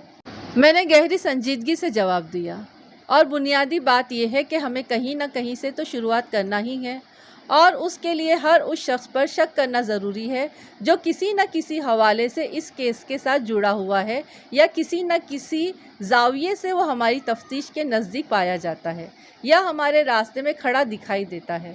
لمحاتی توقف کر کے میں نے ایک آسودہ سانس خارج کی، پھر ان الفاظ میں اضافہ کر دیا، سردار حسین نے جو کھرا نکالا تھا وہ چودھری نظام الدین کے گھر کے سامنے سے چل کر اس کے ڈیرے کی طرف گیا تھا۔ چنانچہ شوکت حسین اور انور علی کو اپنے سوالات کے کٹہرے میں لا کھڑا کرنا تو ہمارا فرض بنتا ہے نا؟ میں یہ نہیں کہہ رہا کہ وہ دونوں گھوڑے وہی تھے جو اس وقت ڈیرے پر موجود ہیں، لیکن اس بات کا روشن امکان ہے کہ شوکت اور انور نے اس وارداتی گھوڑ سواروں کو دیکھا ہوگا یا اس رات ڈیرے کے نزدیک کوئی غیر معمولی سرگرمی نوٹ کی ہوگی۔ آپ کی بات میری سمجھ میں آ گئی ہے ملک صاحب، جابر خان نے معتدل انداز میں کہا، لیکن میں نہیں سمجھتا کہ شوکت اور انور اس حوالے سے ہماری کوئی مدد کر سکیں گے۔ اگر انہیں کچھ معلوم ہوتا تو وہ اب تک چودھری کو بتا چکے ہوتے۔ کوشش کرنے میں کوئی حرج ہے کیا؟ میں نے یہ سوال ایسے جارحانہ انداز میں کیا تھا کہ جابر خان ایک لمحے کے لیے تو گڑبڑا کر رہ گیا، لیکن جلد ہی وہ سنبھل گیا تھا اور نفی میں گردن ہلاتے ہوئے ترنت بولا، آئی ایم سوری ملک صاحب، میرا ارادہ یا میرا مطلب یہ نہیں تھا۔ بالکل کیوں نہیں، ہمیں ضرور یہ کوشش کرنا چاہیے۔ دوپہر کے بعد شوکت حسین اور انور علی تھانے پہنچ گئے۔ میں نے پوچھ تاچھ کے لیے انہیں فوراً اپنے کمرے میں بلا لیا۔ وہ دونوں خاصے صحت مند اور تندرست و توانا قد آور انسان تھے، لیکن اس وقت ان کے چہرے بجھے ہوئے دکھائی دے رہے تھے۔ میں نے انہیں بیٹھنے کے لیے کہا، وہ میری میز کے دوسری جانب رکھی کرسیوں پر ٹک گئے۔ قبل اس کے کہ میں پوچھ تاچھ کا آغاز کرتا، ایک کانسٹیبل نے کمرے میں آ کر معنی خیز انداز میں کہا، ملک صاحب آپ کو تھوڑی دیر کے لیے کمرے سے باہر آنا ہوگا۔ کانسٹیبل کے لہجے میں اس قدر پراسراریت بھری ہوئی تھی کہ کوئی سوال کیے بغیر میں اٹھ کر کھڑا ہو گیا۔ میں نے حوالدار جابر خان کو شوکت اور انور کے پاس چھوڑ دیا اور خود کانسٹیبل کے ساتھ کمرے سے باہر نکل گیا۔ کھوجی آپ کو کچھ دکھانا چاہتا ہے ملک صاحب، کانسٹیبل نے میرے ساتھ چلتے ہوئے رازدارانہ انداز میں کہا۔ وہ بھی تھانے سے باہر کھڑا آپ کا انتظار کر رہا ہے۔ کانسٹیبل کی بات پوری طرح میری سمجھ میں نہیں آئی، تاہم میں اس کی معیت میں چلتے ہوئے تھانے سے باہر نکل گیا۔ سردار حسین ایک گھوڑے سے تھوڑا فاصلے پر کھڑا تھا۔ مذکورہ گھوڑا ایک درخت کے نیچے بندھا ہوا تھا۔ مجھ پر نظر پڑی تو سردار حسین میرے پاس چلا آیا اور گھوڑے کی جانب اشارہ کرتے ہوئے سپاٹ آواز میں کہا، اس وقت جو دو بندے آپ کے کمرے میں موجود ہیں وہ اسی گھوڑے پر سوار ہو کر یہاں پہنچے ہیں ملک صاحب۔ تو بے ساختہ میرے منہ سے نکلا، تو یہ کہ جناب، وہ سرسراتی ہوئی انکشاف انگیز آواز میں وضاحت کرتے ہوئے بولا، میں تانگے میں بیٹھ کر گاؤں جانے ہی والا تھا کہ ایک فوری خیال نے مجھے اس گھوڑے کے سموں اور اس کچی زمین پر بننے والے نشانات کو چیک کرنے پر مجبور کر دیا، اور جب میں نے اس گھوڑے کے کھرے پر دھیان دیا تو میرے دماغ میں ایک بتی سی جل اٹھی۔ اس نے ڈرامائی انداز میں توقف کیا اور پھر ٹھہرے ہوئے لہجے میں کہا، یہ انہی دو گھوڑوں میں سے ایک ہے جن کے کھرے کا تعاقب کرتے ہوئے میں چودھری نظام الدین کے گھر سے اس ڈیرے تک پہنچا تھا۔ سردار چاچا، میں نے تعجب خیز نظر سے اس کی طرف دیکھا، یہ تم کیا کہہ رہے ہو؟ وہ بڑے اعتماد سے بولا، میں سچ کہہ رہا ہوں جناب۔ پکا؟ میں نے تصدیق طلب انداز میں پوچھا۔ 16 آنے پکا ملک صاحب، وہ مضبوط لہجے میں بولا۔ میں نے لوہا لاٹ بات کی ہے۔ کیا آپ کو میری پیشہ ورانہ صلاحیت پر کوئی شک ہے؟ نہیں، میں نے ٹھوس انداز میں جواب دیا۔ فی الحال گاؤں جانے کی ضرورت نہیں ہے چاچا، تم اندر جا کر بیٹھو، میں تھوڑی دیر کے بعد تم سے بات کرتا ہوں۔ اس نے اسبات میں گردن ہلانے پر اکتفا کیا۔ میں واپس اپنے کمرے میں آ گیا۔ جب میں کرسی پر بیٹھنے لگا تو ان دونوں میں سے ایک نے بیزاری سے کہا، تھانے دار صاحب، ہم تو آپ کے بلاوے پر اس تھانے پہ چلے آئے کہ آپ ہمارا بیان لینے کے بعد ہمیں جانے دیں گے، لیکن آپ ہمیں یہاں چھوڑ کر دوسرے کاموں میں لگ گئے ہیں۔ ہم اتنے فارغ نہیں ہیں جناب کہ پورا دن ادھر ہی بیٹھے رہیں۔ دوسرے نے ناگواری سے کہا، آپ کو جو بھی پوچھنا ہے جلدی سے پوچھ لیں تاکہ ہم واپس جا کر اپنے کام میں لگ جائیں۔ تم میں سے کون شوکت ہے اور کون انور؟ میں نے ان کے بکواس کو نظر انداز کرتے ہوئے سخت لہجے میں پوچھا۔ ان ڈشکروں نے سینے پر ہاتھ رکھ کر اپنا اپنا تعارف کرا دیا تو میں نے تحکمانہ انداز میں کہا، کرسیاں چھوڑ دو اور اٹھ کر سیدھے کھڑے ہو جاؤ، ادھر پیچھے دیوار کے پاس۔ میرے بدلے ہوئے تیور نے انہیں حیرت آمیز الجھن میں ڈال دیا۔ انہوں نے سوالیہ نظر سے ایک دوسرے کو دیکھا۔ میں نے کڑک کر کہا، میں تم سے بھی زیادہ مصروف انسان ہوں، اس لیے ہر وقت جلدی میں رہتا ہوں۔ میں نے جو کہا ہے اس پر فوراً عمل کرو، چلو شاباش۔ میرے خطرناک انداز سے انہوں نے بھانپ لیا کہ مجھ سے اڑی تڑی کرنے کا کوئی امکان ہے اور نہ ہی کوئی فائدہ، لہٰذا وہ چپ چاپ جا کر دیوار کے پاس کھڑے ہو گئے۔ تم میں سے کس نے زینو کو ذبح کیا تھا اور کون ہے جو پینو کو اٹھا کر لے گیا تھا؟ میں نے ان کی آنکھوں میں آنکھیں ڈال کر غضبناک انداز میں استفسار کیا۔ تم نے یہ ظلم کس کے کہنے پر ڈھایا تھا؟ اور مجھے بتاؤ، پینو اس وقت کہاں ہے؟ آپ کو کوئی غلط فہمی ہوئی ہے تھانے دار صاحب، انور علی نے عجیب سے لہجے میں کہا۔ آپ ہم پر خوامخواہ شک کر رہے ہیں۔ زینو کو تو زلفی نے قتل کیا ہے جناب، شوکت نے مکاری سے بھرے انداز میں کہا۔ آپ کو جو کچھ بھی پوچھنا ہے جا کر زلفی سے پوچھیں، ہمیں کیوں پریشان کر رہے ہیں؟ جابر خان، میں نے حوالدار کی طرف دیکھتے ہوئے معنی خیز انداز میں کہا، یہ دونوں چودھری صاحب کے خاص آدمی ہیں، تم انہیں اپنے ساتھ ڈرائنگ روم میں لے جاؤ، ان کی خاطر مدارات ہم پر لازم ہے، باتیں تو بعد میں بھی کی جا سکتی ہیں۔ حوالدار کے چہرے پر حیوانی چمک نمودار ہوئی، وہ شوکت اور انور کو ایسی نظروں سے تکنے لگا جیسے وہ کوئی بھوکا درندہ ہو اور اپنے شکار کو نگاہ میں تولتا ہو۔ 1 گھنٹے کے بعد شوکت اور انور دوبارہ میرے سامنے کھڑے تھے، اور وہ بھی اس طرح کہ ان سے ٹھیک طرح سے کھڑا بھی نہیں ہوا جا رہا تھا۔ ان کے بدن نیل و نیل اور چہرے لہو لہان تھے۔ حوالدار نے میری طرف دیکھتے ہوئے پرمعنی انداز میں کہا، ملک صاحب، یہ دونوں بیوے بندے بن گئے ہیں، آپ جو بھی اب ان سے پوچھیں گے یہ بلا تردد آپ کو بتاتے جائیں گے۔ میں نے ان کی زبانوں کے بریک اور کلچ پیڈل نکال دیے ہیں اور ایکسیلیٹر والی کلی بھی فل دبا دی ہے۔ جابر خان، میں نے شوکت اور انور کی مرمت کی جانب اشارہ کرتے ہوئے کہا، کچھ زیادہ ہی نہیں ہو گیا؟ ملک صاحب، کافی دنوں کے بعد تو کوئی مہمان کی خدمت کا موقع ملا ہے، حوالدار نے پوری شفافی کے ساتھ جواب دیا۔ وقت کم تھا، بس مجھ سے جو بن پڑا وہ میں نے کر دیا۔ آئندہ آدھے گھنٹے کے اندر میں نے شوکت حسین اور انور علی کا حلفیہ بیان قلم بند کر لیا۔ انہوں نے اس دوہری واردات کی ذمہ داری قبول کر لی تھی، اور یہ مذموم کام چودھری نظام الدین کے حکم پر کیا گیا تھا۔ چودھری کی بیوی نرگس اور ان کے بیٹے ناصر علی کو اس گھناؤنے منصوبے کی بالکل بھی خبر نہیں تھی۔ واقعات کے مطابق شوکت اور انور ڈھاٹے لگائے گھوڑوں پر سوار ہو کر چودھری کے گھر پہنچے تھے۔ انہوں نے زینو کی گردن کاٹنے کے بعد پینو کو کلوروفارم میں بسا ہوا رومال سنگھا کر اٹھایا تھا اور آنن فانن میں واپس چلے گئے تھے۔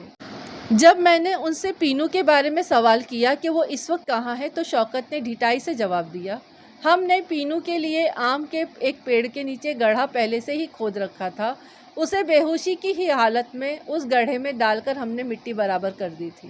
ہمارا کام ان منحوس بارش نے خراب کر دیا، انور نے بے شرمی کی انتہا کرتے ہوئے کہا تھا، ورنہ ہم تو پینو کو زمین میں گاڑنے کے بعد گھوڑوں پر سوار ہو کر نہر کے کنارے سفر کرتے ہوئے اس نیم پختہ سڑک تک بھی گئے تھے تاکہ اگر آپ گھڑ سواروں کا کھرا نکلوائیں تو آپ اسی نتیجے پر پہنچے کہ زلفی زینو کو قتل کرنے کے بعد پینو کو اٹھا کر شیخو پورہ یا لائل پور کی طرف چلا گیا ہے۔ وہ بدبخت جس بارش کو منحوس کہہ رہے تھے وہ میرے لیے باعث رحمت ثابت ہوئی تھی۔ یہ سچ ہے کہ اگر سردار حسین گھڑ سواروں کا کھرا پکڑ کر اس نیم پختہ سڑک تک جا پہنچتا تو میں اس ڈیرے کو اپنی توجہ کا مرکز ہرگز بنانے کے بارے میں نہ سوچتا۔ قدرت کے ہر کام میں کوئی نہ کوئی مصلحت پوشیدہ ہوتی ہے۔ 11 دسمبر بروز جمعے والا باران رحمت اس کیس کو صحیح خطوط پر ڈالنے کا ذریعہ بن گیا تھا۔ چودھری کے علم میں لائے بغیر میں نے شوکت اور انور کی نشاندہی پر پینو کی لاش کو کھود کر نکال لیا۔ اس بیچاری کو 3 دن پہلے بے ہوشی کی حالت میں منو مٹی کے نیچے دبا دیا گیا تھا۔ اس کا زندہ بچ جانا ناممکنات میں سے تھا۔ میں نے پینو کی لاش کو فوراً سے پیشتر پوسٹ مارٹم کے لیے سرکاری اسپتال روانہ کرنے کے سلسلے میں بندوبست کرنے کے احکامات صادر کر دیے۔ جب میں نے چودھری نظام الدین کو اس کے گھر سے گرفتار کیا تو اس کی سمجھ میں نہیں آ رہا تھا کہ میں اس کے ساتھ ایسا سلوک کیوں کر رہا ہوں۔ ابھی تک اسے یہ پتہ نہیں چلا تھا کہ میں نے شوکت اور انور کو اپنے تھانے کے حوالات میں ڈال رکھا ہے اور ان کی نشاندہی پر میں نے پینو کی لاش کو بھی برآمد کر لیا ہے۔ یہ کارروائی میں نے اپنے عملے کی مدد سے نہایت ہی رازداری کے ساتھ کی تھی۔ تمہاری کہانی ختم چودھری، میں نے اس کے چہرے پر نگاہ گاڑ کر بے رحمی سے کہا، بس میرے چند سوالات کے جوابات دے دو، پھر میں تمہیں اپنے ساتھ لے جاؤں گا۔ اس وقت میرے اور چودھری کے علاوہ وہاں 4 افراد اور بھی موجود تھے، جن میں کانسٹیبل اکرام اللہ، کانسٹیبل حامد، نرگس اور ناصر علی۔ آپ نے چودھری صاحب کو کس جرم میں گرفتار کیا ہے؟ نرگس نے احتجاجی لہجے میں مجھ سے سوال کیا۔ ناصر علی تڑق کر بولا، ایک تو ہمارے گھر پر اتنی بڑی قیامت ٹوٹی ہے اور اوپر سے آپ ابا جی کو پریشان کر رہے ہیں، یہ کہاں کا انصاف ہے تھانے دار صاحب؟ برخوردار شکر مناؤ کہ تم اور تمہاری ماں اس شخص کے کالے کرتوتوں میں شامل نہیں ہو۔ میں نے چودھری نظام الدین کی جانب نفرت بھرا اشارہ کرتے ہوئے ناصر سے کہا، ورنہ اس وقت تم دونوں بھی زیر حراست ہوتے۔ لمحاتی توقف کر کے میں نے ایک بوجھل سانس خارج کی، پھر اپنی بات مکمل کرتے ہوئے کہا، میرا لہجہ حمیت سے بھرپور تھا، چپ چاپ دیکھتے اور سنتے جاؤ، ساری کہانی تمہاری سمجھ میں آ جائے گی۔ اس کے بعد میں نے چودھری کا دیا ہوا لفافہ اس کو دکھاتے ہوئے نفرت آمیز انداز میں استفسار کیا، اس کا اصلی خط کہاں ہے؟ وہ زلفی والا خط میں نے آپ کو دے دیا تھا تھانے دار صاحب، اس نے لکنت زدہ لہجے میں جواب دیا، آپ ہی کے پاس ہوگا۔ بکواس بند کرو کمینے شخص، میں نے معاندانہ نظر سے اسے گھورتے ہوئے کہا۔ زلفی اس سال مارچ کے مہینے میں گرفتار ہو گیا تھا، وہ اس وقت جھنگ کی صدر کی سینٹرل جیل میں بند ہے۔ تم نے کسی اور کے آئے ہوئے لفافے میں خود کا لکھا ہوا خط رکھ کر زلفی کی آڑ میں جو جرم کیا ہے، میں اس کی تہہ تک پہنچ چکا ہوں۔ تمہارے دونوں ڈشکرے شوکت اور انور اس وقت میرے تھانے کی حوالات میں بند ہیں۔ انہوں نے تمہارے خلاف بیان دیا ہے۔ صرف یہی نہیں، میں نے ڈرامائی انداز میں توقف کیا، پھر زہر میں بجھے ہوئے الفاظ میں اضافہ کر دیا، میں نے شوکت اور انور کی نشاندہی پر پینو کی لاش کو تمہارے باغ سے کھود کر نکال لیا ہے۔ تم عبرتناک سزا سے نہیں بچ سکو گے چودھری۔ تم نے ایسا کیوں کیا؟ ناصر اور نرگس کی حالت تو دیدنی تھی، وہ بے یقینی سے نظام الدین کو تکے جا رہے تھے، اور نظام الدین کسی مجرم کی طرح میرے سامنے کھڑا رحم طلب نظروں سے مجھے دیکھ رہا تھا۔ میں مجبور ہو گیا تھا، وہ شکست خوردہ لہجے میں بولا۔ زینو کسی بھی طور پر اس شادی کے لیے راضی نہیں ہو رہی تھی۔ میں ناصر اور پینو کی شادی صرف اس لیے کرانا چاہتا تھا کہ زینو کے بعد زمین و جائیداد وغیرہ پر ہمارا ہی قبضہ قائم رہے۔ زینو نے میرے لیے کوئی راستہ ہی نہیں چھوڑا تھا، مجبوراً مجھے یہ سب کچھ کرنا پڑا۔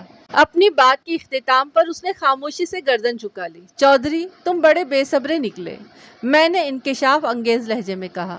اگر تم چند گھنٹے صبر کر لیتے تو تمہیں یہ سب کرنے کی ضرورت ہی نہیں رہتی، کیونکہ جب تمہارے ملازم نے زینو کی گردن کاٹی، اس سے 2-2.5 گھنٹے پہلے زینو اللہ کو پیاری ہو چکی تھی۔ اس نے بے یقینی سے میری طرف دیکھا۔ میں نے زینو کی پوسٹ مارٹم رپورٹ اس کے سامنے کر دی۔ یہاں پر ختم ہو جاتی ہے ہماری یہ اسٹوری، یہاں پر ختم ہو جاتی ہے میری نہیں، ملک صفدر صاحب کی یہ کہانی، اور آپ لوگوں کو ضرور پسند آئی ہوگی۔ اگر جس کسی نے سن رکھا ہے تو کوئی بات نہیں، پھر سے سن لینا اپنی بہن کے لیے، ٹھیک ہے؟ تو کہانی میں دیکھیے، اللہ تعالیٰ سب کچھ ہمارے لیے کر دیتا ہے، لیکن ہمارے اندر صبر نہیں ہوتا۔ اگر ذرا سا صبر کر لیتا تو اتنے بڑے گناہ اس کے ہاتھوں نہیں ہوتے کہ ایک مری ہوئی عورت کو ہی واپس سے اللہ تعالیٰ، کتنی بے حرمتی نا اس بندی کی، اور بہو تو وہ بن جاتی نا، ماں مر جاتی تو اس بیچاری کا سہارا بھی کون تھا، تو وہ تو بہو بن ہی جاتی تھی، پھر وہ تھوڑی اعتراض کرتی تھی، اور اس کے پاس اعتراض کرنے کا کوئی جواز بھی نہیں ہوتا تھا، وہ کر لیتی تھی شادی اس کے بیٹے سے۔ اور بیٹا تو مجھے اچھا ہی لگ رہا تھا کہ وہ ٹھیک ٹھاک ہی بندہ لگ رہا تھا، تو شادی کرنے میں کوئی برائی بھی نہیں تھی، لیکن چاچا ہی نا، ہاں چاچا صاحب کو، بڑے تایا صاحب کو اتنی جلدی تھی کہ انہوں نے دونوں کا پتہ صاف کر دیا اور خود چلے گئے جیل میں۔ اللہ تعالیٰ یہیں پر سارے ہمارے کیے ہوئے کرم کا پھل ہم کو یہیں دے دیتے ہیں۔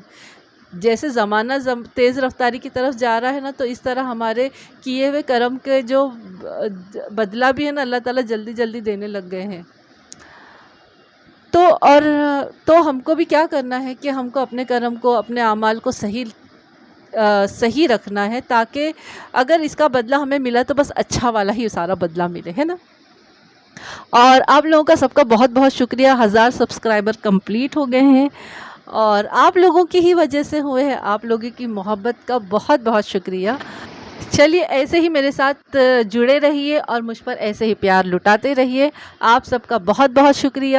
ملتے ہیں کسی اچھی سی کہانی کے ساتھ میں اگلی مرتبہ، تب تک کے لیے مجھے دعاؤں میں یاد رکھیے، اپنا خوب خیال رکھیے۔ السلام علیکم، اللہ حافظ۔